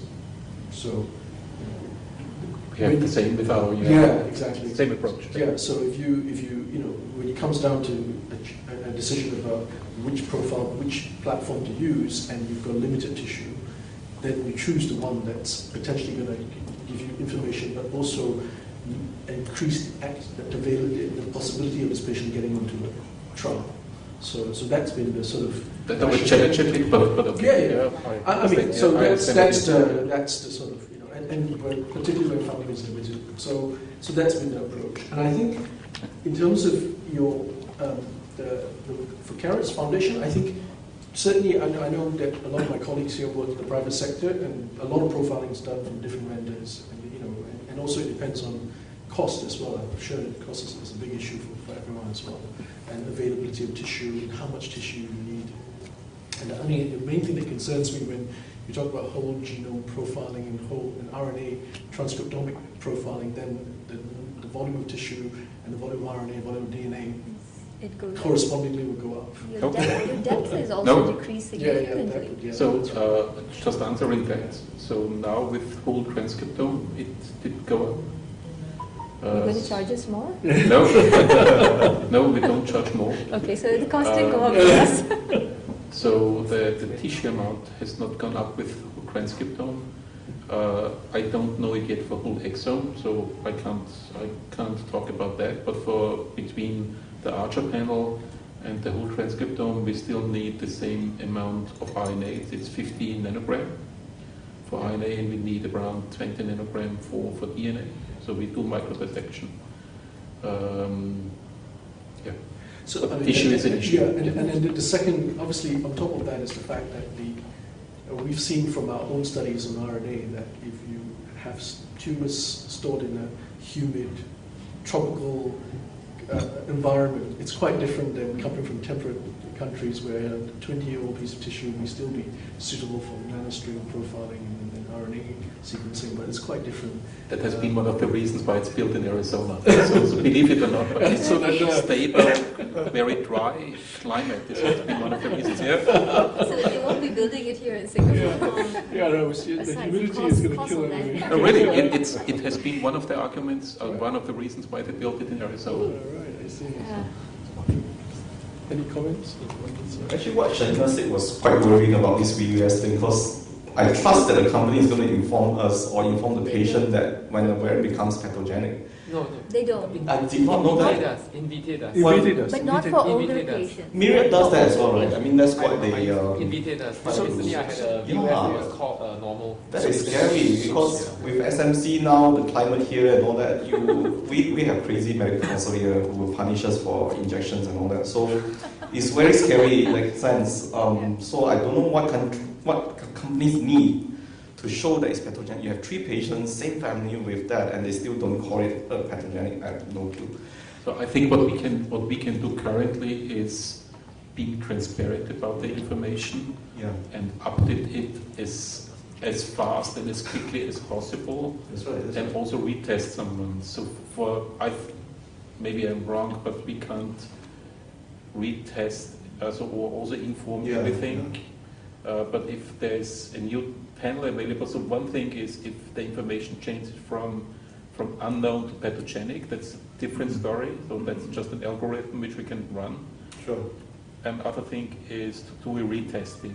As I mentioned before, for some things we do a retesting proactively as we think it's necessary. I mentioned TMPC and PD-L1 in immune cells.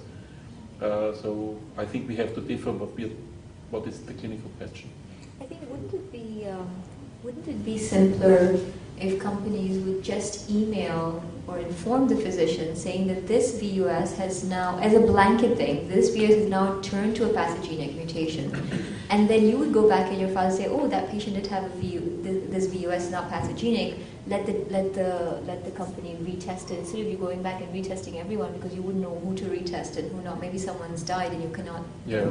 So it would be more focused. I feel like they should just send the information to the physician. Then what the physician does with that information would be his or her responsibility. Yeah, that's a good first step. Except that I do have, I may forget who had the VUS in the first place. I'm just brush it aside and trust that the company is going to email me anyway. Most of the companies will return the specific information on the patient that was tested. So if anything was changed, then they'll say this patient was tested on this date. This VUS has now been reclassified. Yeah, reclassified. Yeah, and that's the difference between reclassification and a new test. Yes, right, yeah. yes. So it's reclassified. Yeah. Insurance-wise, I personally don't have much problem. So far, I've tested with different companies and different lines and all that. I guess I don't test, I agree with you, I don't test all upfront. Yeah. Lung I would, colon I would, but breast I definitely won't. Pancreas maybe, cholangio or second line maybe. So whenever I think we have a good justification, the insurance never ever queried me on that. My struggle has always been, what then? You test first, then is it 2 lines later you test again? Is it the next line you test again? Of course, in the ideal world with no cost issues, I'll test at every progression with tissue, but how often do we get tissue? And liquid will have its own problem. I mean, we are doing liquid, but I even have patients that test liquid and specimen at the same time, and still the insurance never queried me. You've got some, power over them probably. No, but as long as you can justify it. yeah, absolutely. I've always found that insurance companies, if you reasonably justify it, there are some that just will not approve it no matter what, but the majority would if you reasonably justified it. But You think it's oncotype? I had problem with oncotype. actually, I've never had problem with oncotype, but coming to the question, and maybe you can correct me if I'm wrong, in terms of when would you repeat those tests? For me, I don't think we have any specific guideline. But for me, if I find that I have a patient that I've started on treatment and the PFS is very short, that's the patient I would not biopsy immediately. But if the PFS is very long, probably those targets have changed over time, and that's when I would re-biopsy or redo a liquid biopsy or reprofile it. So for me, the PFS generally guides me as to what I would do. So 2 topics. One is reimbursement. So I'm covering, beside the US, all the markets around the world. So around the world, around 20% of the patients are reimbursed currently if it's about caries. So just to give you an example, we just agreed on a contract with Bupa UK, so in the UK, and they are reimbursing caries for all tumor lineages in different stages of the disease. So for example, in lung, it's upfront. In cancer of the unknown primary, it's upfront. In triple negative, it's after failure of first line. In hormone receptor positive breast cancer, it's after failure of second line. So it's really specific to the stage. But they are, if it's very recently done, so it was agreed in January. But before they reimbursed 6 cohorts, and now they're reimbursing all solid tumors in different stages. Right. So I think it's step by step. We have also some countries like Hungary, which is normally very restrictive, which is reimbursing molecular profiling for some patient cohorts. So I think data is growing. That's not because only of caries, because that's also foundation and so on. That for specific patients or for cancer patients in specific stages of the disease, it can be helpful. I just want something off to the side. I'm not as smart as these guys. TMB for yours is different formula than TMB for foundation, right? If yours is 10, it's different from your 10, isn't it? Yeah. Okay. So that's just so maybe just to talk a little bit about that, and that's no problem. So once again, what we are doing, but it was mentioned already, so don't want to repeat that. So the approach itself of TMB is the same. So both companies, and I have worked for both companies. Yes. So both companies have very high quality standards. So it would be absolutely unfair to target anything of that. So both companies use the same platform analyzing the DNA. Foundation uses 300 genes, 320 genes. We use 590 genes. Okay, whatever that means. So the approach of calculating TMB is very similar. I say very similar. There is one huge difference. One is the threshold. So we have set the threshold differently lung to other tumor lineages, and it's because of the ASCO publication last year where the threshold was 10 in TMB. And then, in addition to what we are currently implementing, and I don't know if it's implemented next week or the week afterwards, we will show you the percentile of the specific tumor lineage. As we know, TMB is different if it's melanoma. The TMB number has a different import or different meaning than in, I don't know, breast cancer, for example. So we will now, and it's now just included routinely in the report, inform you, number one, about the number. So if it's 10, 12, 15, 4, whatever. But then it will not tell you it's low or high or whatever. It will show you the percentile. For the tumor type. For the tumor type, specific to the tumor type. I think that's, so we are convinced that is much more meaningful and more fair than saying subjectively it's, or quite a lot subjectively, it's low, intermediate or high. I mean, besides this, you were from Foundation before. What are the other, because I asked you this question, what are the difference between you and your competitors? Because we have all these choices now, and besides price, Okay. how do we choose, why should we use your testing rather than So, honestly speaking, on the DNA level, you will not see no difference. a lot of differences. I told you we have a little bit of a higher coverage, we have a little bit of higher genes, so let me go to the slide, because I have prepared a slide about that.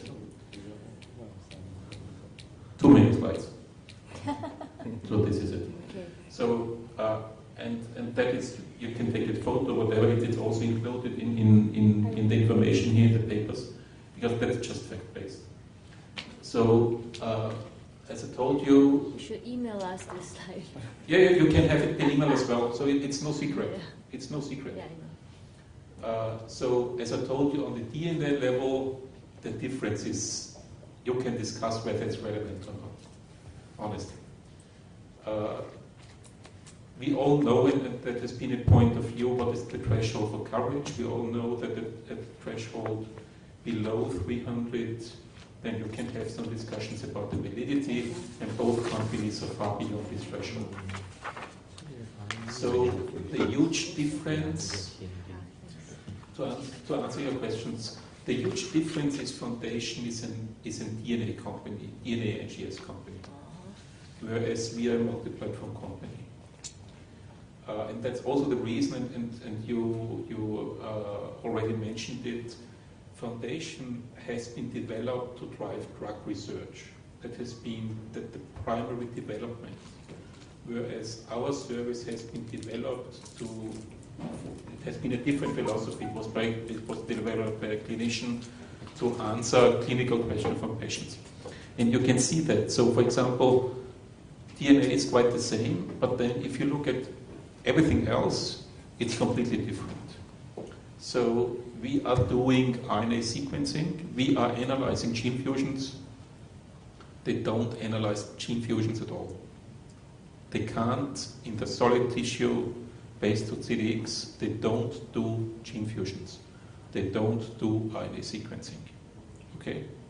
So if it's about larotrectinib, entrectinib, RET fusions, FGFR fusions, so there's a clinical trial site from DBOFund with FGFR trial 1347, I think it is, in Singapore. If it's about gene fusions, they don't do gene fusions. If it's about proteins, they offer PD-L1. They don't do PD-L1 themselves. It's a delegated lab, which is just describing what they are doing, whereas we do it in-house and we offer various clones, various scores. Also, if you look at the report results, we will inform you which clone we will use. If you have a specific request for a clone, we can do it instead of the normal clone or in addition to the normal clone. And also, for example, if it's breast, we have several other tests which we do routinely. So we do routinely AR, ER, PR, HER2.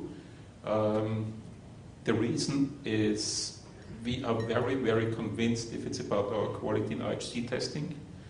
I have seen, not so often, but depending on the country, I've seen differences in HER2 testing, in MGMT testing, if it's about the result, also depending on microdissection, honestly. So I'm not talking about Singapore, but in general. That's the reason why we do that routinely and offer that routinely, and you can decide if you want to have it or not. So for example, MGMT really makes a difference, as we know. And this is not offered at all by Foundation. So Foundation does DNA. We do DNA, RNA, and proteins. So that's difference number one, or that's the most, I think, most important difference. Then if it's about microdissection, we do microdissection, we believe, and we have done a trial about that. If it's about the failure rate for NGS, we have a lower failure rate because of microdissection, as we can enrich the percentage.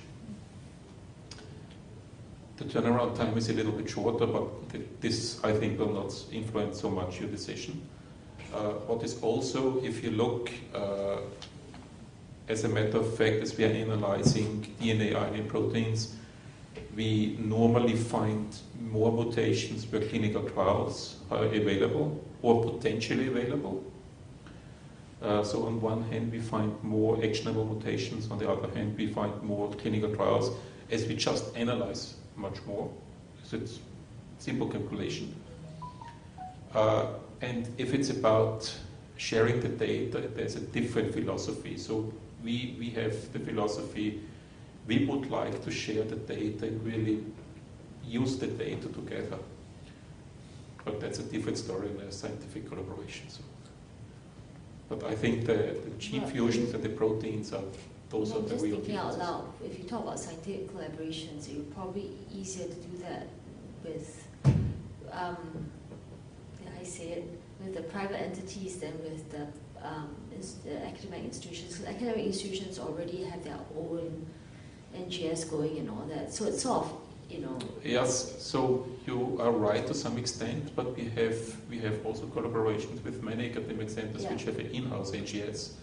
Because if we are talking about NGS, which level of NGS are we talking? The second reason is cost, because obviously in a public institution, in an academic institution, unless you're providing free kits, right, your cost is always going to be an issue most of the time. Yeah, also depending on which level of testing you would like to have. So well, I can tell you in the private sector, people are more willing to pay for the testing.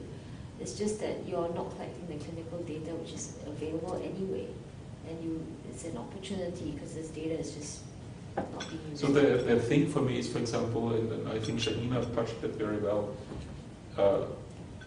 If it's about a patient, for example, in lung cancer, where I want to know everything, also about the fusions, and I'm considering, do I recommend a test? So, talking to a private patient first.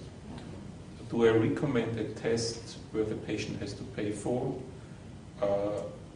As a physician, it's very clear to me I want to have every information where I know that the drug is available. I'm not talking about which kind of test to take. I'm just saying I want to know fusion drugs as well as targeted therapies on the DNA level and other drugs. If it's about reimbursement, we also heard that if you have good arguments, I think that's a good chance, and the chance or probability of having a patient reimbursed, if there is a reasonable argument for reimbursement and data is growing, then it should be overcome. But in general, you're right, but there's a but. If, for example, I'm sometimes wondering and I have been working in health policy as well for some years. I'm sometimes wondering when countries, coming from Austria, also to some extent developed like Singapore, to some extent not. For example, larotrectinib is available in Austria. As you know, larotrectinib is not cheap. Not at all. It's very expensive. And if I then compare the costs for broad molecular profiling,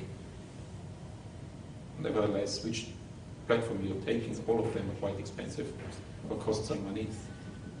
The cost for testing versus the cost for treatment, that's a simple calculation. Yeah.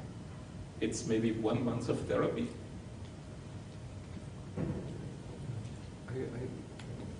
In conversations with patients for molecular testing, I seldom approach it such that before starting treatment, I want to know all the best drugs available. I usually present it to patients like a lucky draw ticket, because the experience is that I say that you can pay for a few $1,000s and you're buying a lucky draw ticket. There's a 1% chance. I know the data you showed was like 30, 50, 70, 60%, but usually in clinical experience, it's not. I don't find that much actionable mutations. So the low-hanging fruits, I don't treat lung cancer. So, but if with lung cancer, I mean, there's a standard panel, SSTP, and then you do the PD-L1 and all that. So that panel covers it. So we seldom go over and above. Then to pick up all the NTRK fusions and whatever other fusions, then it's more like a fishing expedition. So I seldom tell them that I need to know what is the best treatment. We already know the best treatment for you, and do you want to buy a lucky draw ticket just in case you happen to have a fusion? So I don't know. Am I wrong in this? But I think eventually, even when you have those targets in patients, say with colorectal cancer, just to give you an example, say suppose the patient is EGFR wild type, great, you give them an anti-EGFR, they progress. Say suppose they develop a BRAF mutation, great, you give them an anti-BRAF. Then what? At least you have that the NTRK fusion is there. That, because eventually these patients will run out of options. And by profiling them and having all the information can help you, I think, have those options. You have a plan A, plan B, plan C. I think the main question then comes, and that's what's the confusion that arises from profiling your tumors, is how do you optimally sequence your agents?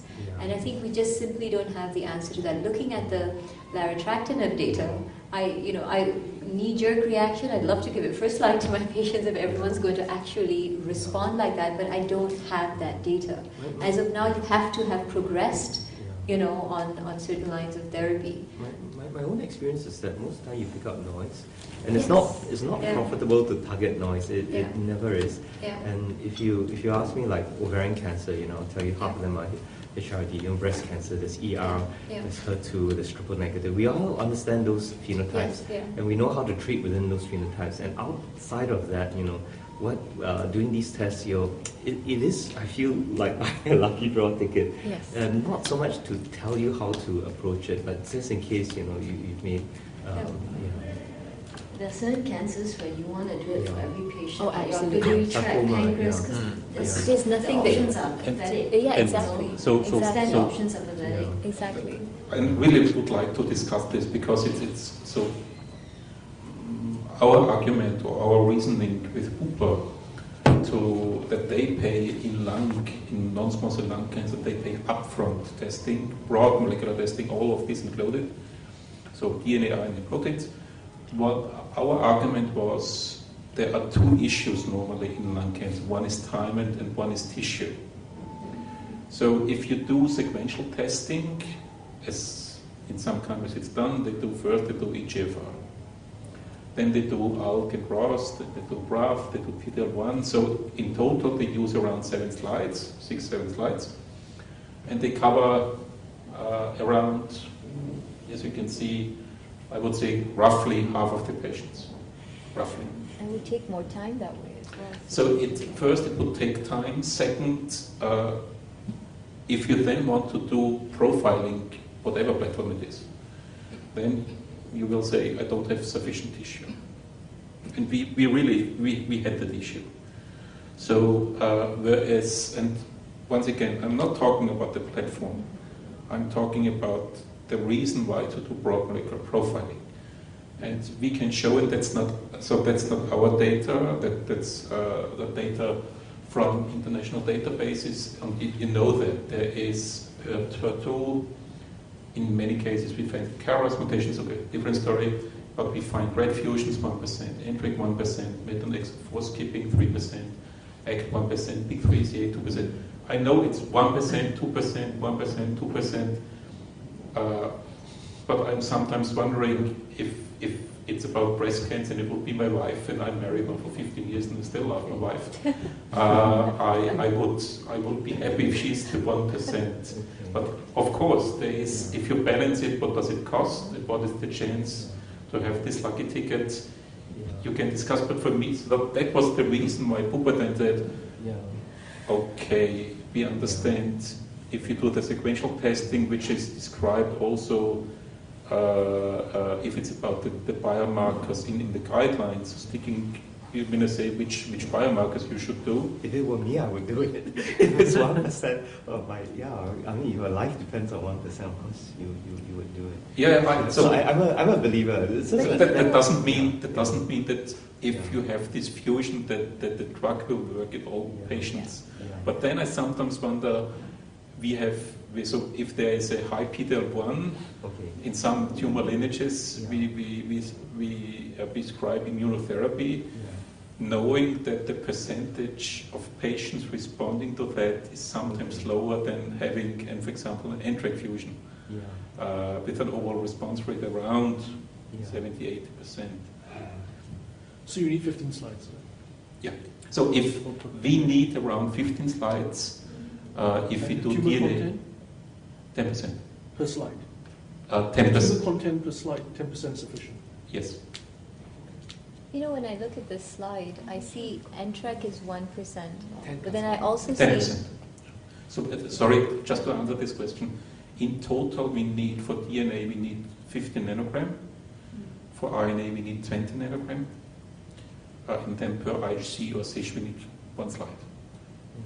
So, excuse me. No, that's fine. It's just that when I look at this slide, I'm seeing NTRK is 1%, RET is 1%, MET is 3%, AKT is 1%.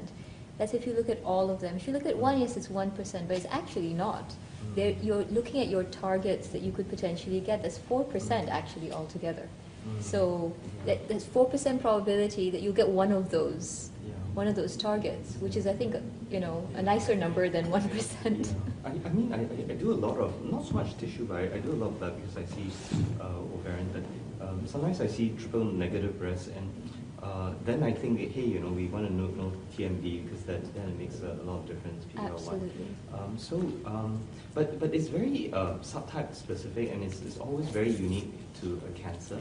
So I guess it's a contest between this broad blunderbuss, everybody gets a molecular profile, whether you want to have a more nuanced approach. I favor a nuanced approach. Absolutely, that's what I said. Approach, Yeah. you mean, Yeah. rather than this blunderbuss Because thing. because That nature cut is costs not- significantly yeah. as well. No, so but, Absolutely. So Absolutely. I'm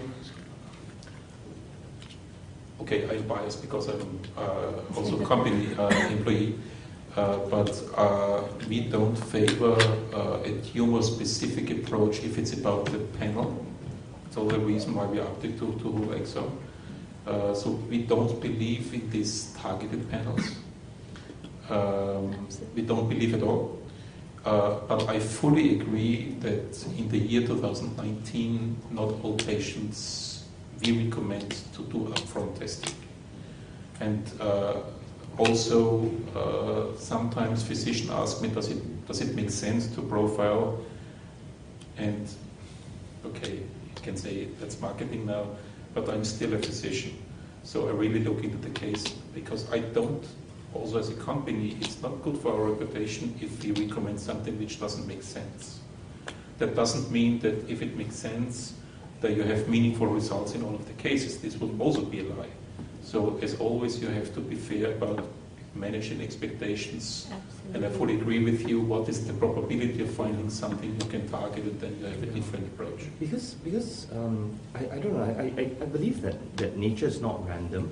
So nature is not random, and it falls into big biological grooves where there are convergent phenotypes where you have clustering of genes to form adaptation. So it goes into channels, breast cancer, triple negative, ER/PR, HER2. Oh, absolutely. So but for all tumors, there's a long tail. So breast cancer, you might have the big groups. Then there's a long tail that goes out. Yeah. So that part is random, but.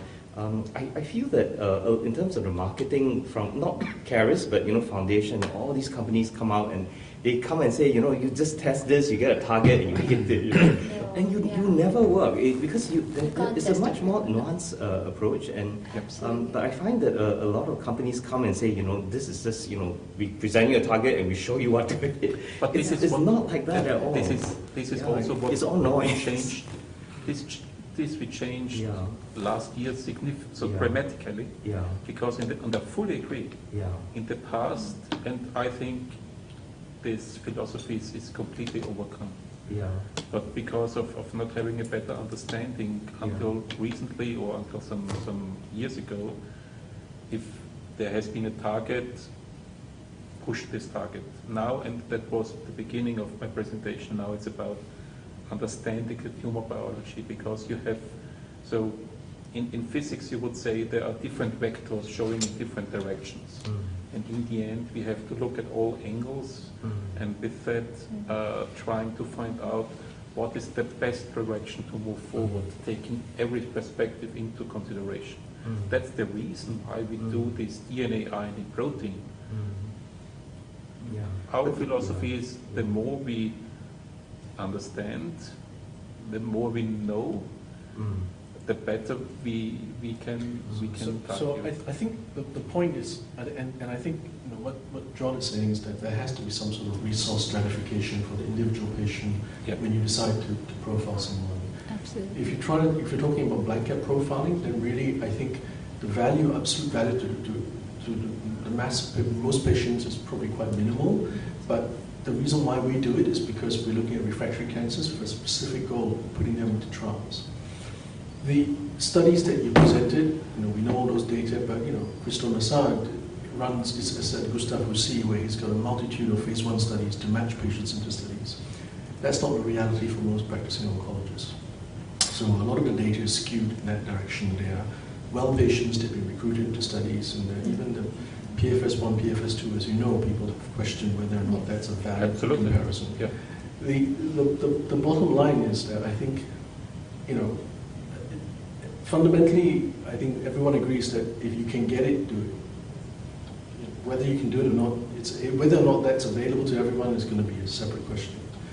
And I think, when you look at something like Shiva, Yeah. that's probably the reality of what most oncologists face on a day-to-day basis. Yeah. Access to drugs is limited.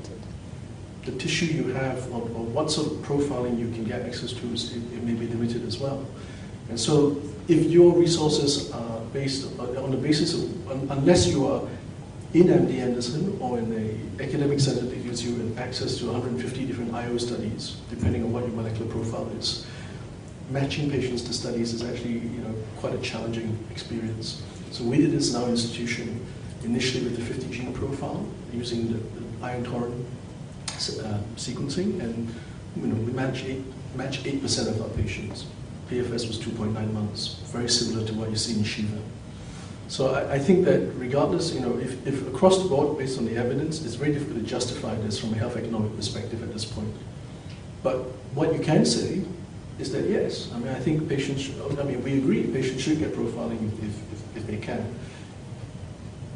if the cost is right. And so that's down to commercially what you feel you can reach, where your price point is ultimately is comfortable enough for the local patients to access and use and pay for them, where academic institutions might be willing to reimburse on the basis of a research study based on what they can afford from a grant. Okay? Or whether or not you come in as a partner to say that, fine, we need more Asian data, we're going to start offering free profiling for X number of, or profiling at a reduced cost for X number of patients. In return, for more variant, knowledge of the variants that we see in your population, and also the clinical data. Maybe Add to that. It's very simple. You give us cheap, free, discounted testing in exchange for clinical data. Do a precision oncology here. That would be a good deal. The uptake would be phenomenal. okay. So maybe also talking about. Can I just add Sorry? a few words? So I think there are a few issues. I think all NGS companies, and yours which does more than just NGS, are victim of their own success after a while. So what happens after a couple of years when things come out at ASCO, things come out from Foundation and Caris, things called LDTs start happening, laboratory developed tests. So for example, I never forgot that the first HER2 mutation for lung cancer was actually picked up and by my friend Brandon Pang, who is now in Parkway but was previously in NUH. And it was a very clever method because what happened was a lung oncologist in NUH sent his patient for Foundation 1 profiling and came back with HER2 mutation for lung cancer exon 20 insertion. So, and he used that as a positive control to develop his assay. And so when I sent my patient to him to do it, and he could find it, I verified it on Foundation subsequently because he's faster. So I think it won't be too far down the road that General Hospital, University Hospital would people do InTrack. They can already do the first, second, third, fourth, fifth Takanosis that she can do if you really wanted to. So I think that's what you have to bear in mind, that in the end, even if you don't offer a customized rather than a blunderbuss approach, in the end, the local market is going to develop these tests, and with the loopholes and the way labs are accredited, once they are CAP accredited, it really doesn't matter what tests they add along the way. They don't have to seek CAP accreditation for each and every test they add on in the end. So I think you have to bear that in mind, and I tell the Foundation people that too. And as a disclaimer, I speak for Foundation, and I hold about 80 over Foundation profiles in a single doctor's practice. Second issue I think you need to know, which is that most of us, I totally agree with David, we do it primarily to match the patient on trials. And actually, thankfully, in the past 5 years, I think things have accelerated dramatically. Right? You just look at this list again. Just a couple of years, hardly any drugs. I mean, I was putting a rat fusion patient on Lenvima and then Capomatics, and then I was trying so hard for half a year and begging David's brother to take her into the Blueprint trial and the Loxo trial, and then I tried to backstab them. I CC'd the Loxo and said they won't take her, why is Loxo saying that she can be taken? In the end, got on the Blueprint trial and we saved her from the brink of death. And I mean, David can talk to his brother about this lady and it's not one unverifiable case. So I think the acceleration of drug development, certainly is a plus to you, because if you had all these genes 10 years ago, people would say, so what? There's no drug, you see.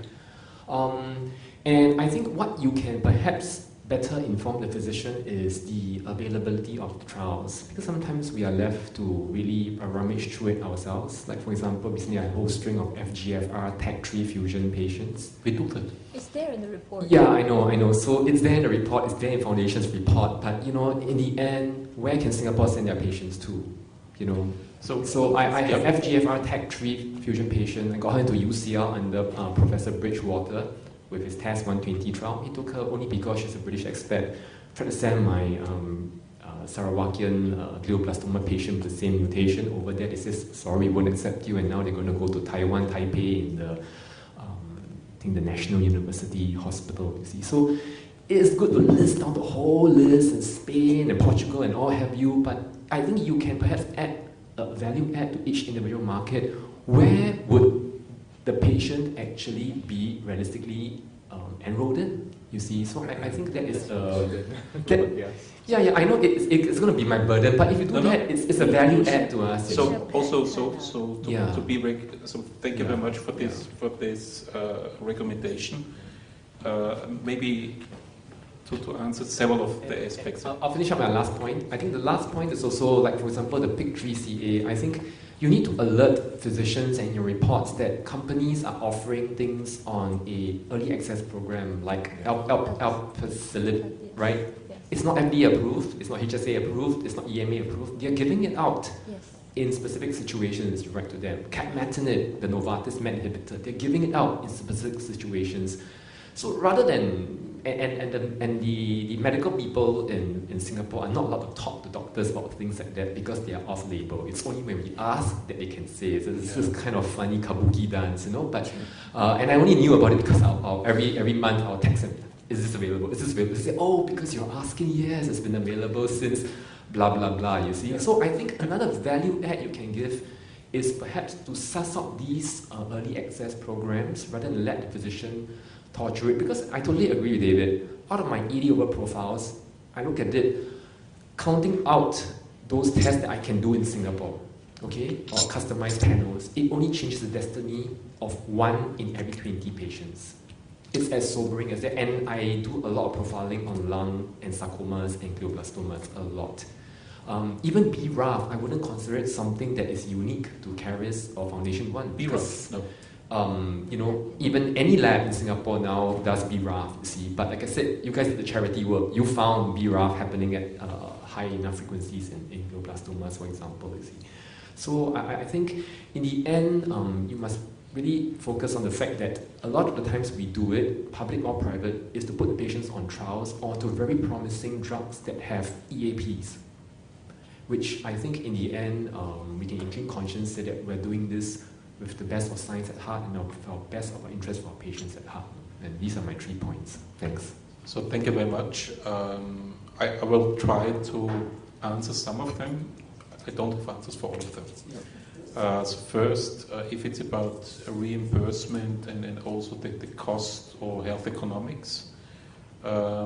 So we have done health economics. But I agree, depending also on the financing system of the country, health economics will be differently, of course. And it also depends on the scope and what you're looking at. So just to explain the methodology, for a molecular profiling test, to use the same methodology like for a drug HTA is impossible. It's just impossible. So what we have done in the past was a NICE-like approach knowing the limitations of those. But it has been something to have a rough guess. And what we are doing now is to show versus standard treatment or standard diagnostics in country, what is the percentage of finding additional targets and what is the overall response rate looking at the studies for these found targets, and with that do the calculations. It's a little bit of a different approach, which I think is more fact-based, more solid, and not so much depending on individual or country-specific factors. That's number one. Number two, giving it for free or with a huge discount. So let's put it, the elegant way would be, no, I'm not a pharmaceutical company. The other way is, I don't have 9 billion in the bank to pay 100 million loss like other companies. No, that's true. So there is, as you know, doing this costs some money, and we can discuss, okay, what is the price in the end, but giving it for free to a large extent is just impossible. So. I'm asking for free. No, I know. So no, also, so some are asking it to do it for free for a very insignificant number of patients, and then I say that is impossible. So of course, as always, we also have special discounts if it's a truly scientific project where we say, okay, we have a specific question which we want to target. That's a different situation. So, for example, Shahina showed a study from JELMA, from Chiara Cremolini, so from the GONO study group from Padua. So we are having a cooperation with this study group for different projects. I will show you, if you give me a few minutes afterwards. That is, of course, a reality. And if it's about clinical trials, just telling you what we do currently. So one thing is an automated generated report where we list all trial opportunities which are potentially available worldwide, linked with a hyperlink. So then you can filter by country, by biomarker, by drug, by phase, whatever. We know that this is very generic. But what we also do is, and I do that really often, so I did it yesterday in the evening for a colleague of us in the UK. When you have a specific question, say, okay, can you get me into contact for a clinical trial for the drug X, then we can give you also the specific contact details. So we are in contact, not for all, but with many clinical trials, with many drug companies. We have collaboration with drug companies. So, for example, I don't think it's just the drug company. It's also about the institution and the country. Yeah. For example, UCL wouldn't accept this lady from East Malaysia because she's not a British citizen. See? And I mean, yeah, I could do it. It takes a lot of clicking, a lot of calling, emailing, and it does add to some pain, you see. So perhaps as a value add, you could do this service, knowing that Singapore, realistically, where can the patients go, Taiwan, Korea, yeah, Australia, Singapore, you see, I mean, Singapore is easy. We pick up a phone, we call a friend, it's easy. But it's these other countries. So just to give an example of what I had yesterday. So yesterday I had a patient with a P10 loss, and there are clinical trials. So it was a UK patient, it's not a secret, a UK patient, and the doctor asked me, okay, which kind of trials do you know are running, are recruiting, where are they, and who is the contact person? And then I just sent an email, say, look, this in the UK there's a trial running, there's one running in Germany, there's one running in France, the contact person is, the telephone number is. Eligibility criteria is. that is something we can The do. commercial company startups like Driver was funded by Li Kai-sheng. They were supposed to do that, but I think after raising 100 million, they went bankrupt. They took everybody's money and Yeah, ran. it's the bulk of the oncologists you have here. I mean, we are in private practice, and we do see some really well-heeled people who literally fly to anywhere in the world. But of course, they would rather fly to somewhere nearby. No, nearer to home. that, just explaining that was a UK patient Yeah. living in the UK. Okay. So for me, that it was reasonable to say, okay, Germany or France would be something you can argue. Yeah. Maybe UK and Australia. And the only reason I sent the patient there is because I sent the patient to SGH for the FGFR inhibitor, it's the Rococo trial, and they rejected her because they said that although it wasn't in the exclusion criteria, it wasn't in inclusion criteria, and the sponsor in the end said they didn't want. That means it was an amplification? No. It was. So the Rococo trial doesn't look for mutations or translocations. It's actually specifically looking for RNA expression. So, okay. Yeah. So It's based on. no, in this specific case, the FGF is because it was a GBM. So they said it wasn't in the inclusion or exclusion. Okay, but then the it's sponsor clear didn't want, because because they said that they were not certain the drug would penetrate the BBB. You see. Yeah, so we have a collaboration Yeah, with but Biopharm also. test 120 was more favorable to the Okay. situation. You see. Okay. So if you can give this value add to us, it really alleviates a lot of our pain, Just and to we can answer- sell it more to the patient. It's called million to one. Yeah, So it's a Klaus. new biotech. I have a question for Klaus.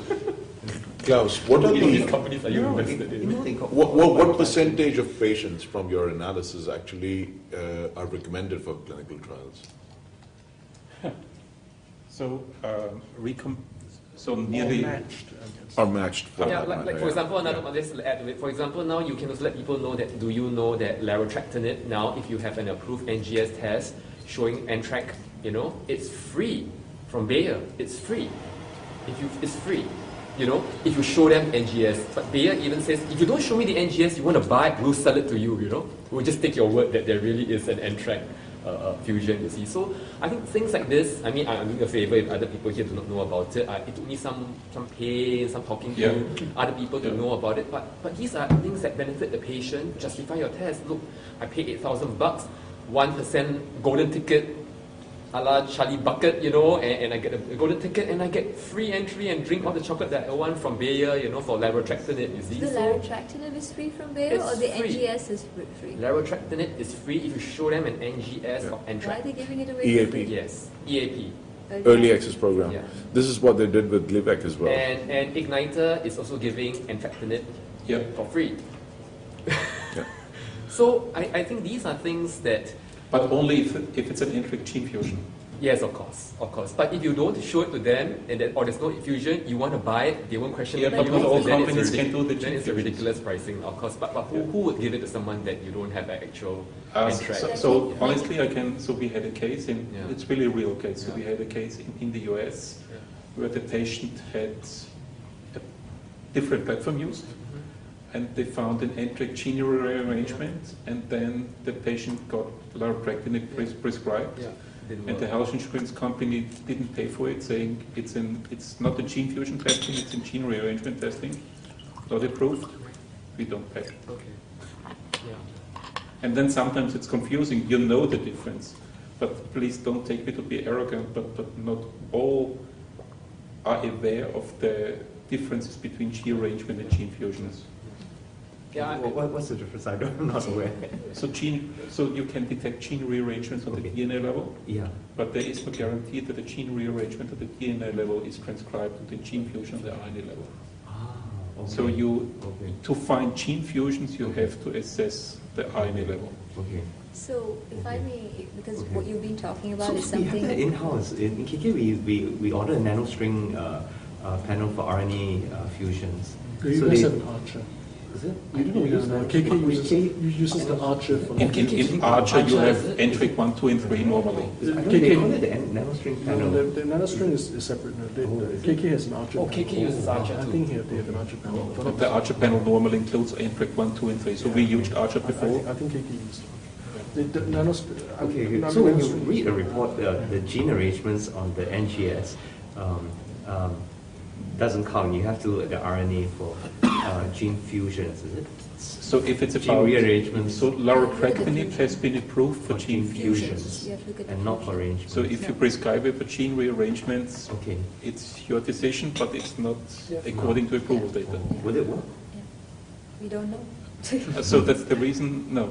But it should that work. would be Technically, I think if you find it on honestly, if you know that. Okay. So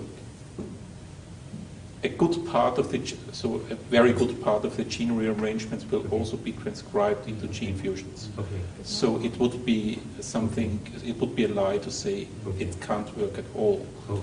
But it's not a guarantee that the gene rearrangement is transcribed. Whereas if you have a gene fusion where the kinase domain is still intact, that's some kind of very, very, very high probability that is resulting in a protein. So, you know, what you've talked about in terms of having a source of information that's specific to the Asia-Pac region is something I've been proposing to a number of companies so that they could fund the project. And maybe you guys can fund it. It's like a very, very easy project to do where you have a virtual platform that's dedicated to the APMEA region, where it's something similar to clinicaltrials.gov, but specific to the APMEA region, allowing you easy access to be able to see where your patients are going to go. I think medico-legally, they probably cannot tell you that there is special access program for this and special access they can't do that. But within that website, we could actually put that information and say, if your patient has this drug, has this target, these are the trials that you could potentially go for, and this is the access, and pharma companies can actually publish it there. And this would be for the Asia-Pac region. So and it's not a very costly project either. It's just something that allows access. access. Doing it, but it's a moving target. Because every 6 months, new trial comes, new Which trial is- closes, which is- data which is drops. why you imagine have to us hire as the a physicians company to that keep can do track. Yeah. You can't do it, it's even worse That's for why us. you need a company Yeah. to do it. Yeah. A company has Someone to who's do it for you. dedicated 100 So Agree. every day I is think, directed. I think if you guys can do it, definitely it's a value add. It's because I'm now definitely a looking value at add. Yeah. Mundipharma, who's Maybe our can- local maybe partner. can- No, not kidding. No, but because Mundipharma is big We, enough. we Garrus and Mundipharma can Yeah. do this. Yeah, you can do We it. can look at I Because put we have this to up do it in several a times, local. Yes. but nobody's So wanted he to has do been it. trying to do it. He has a Yeah.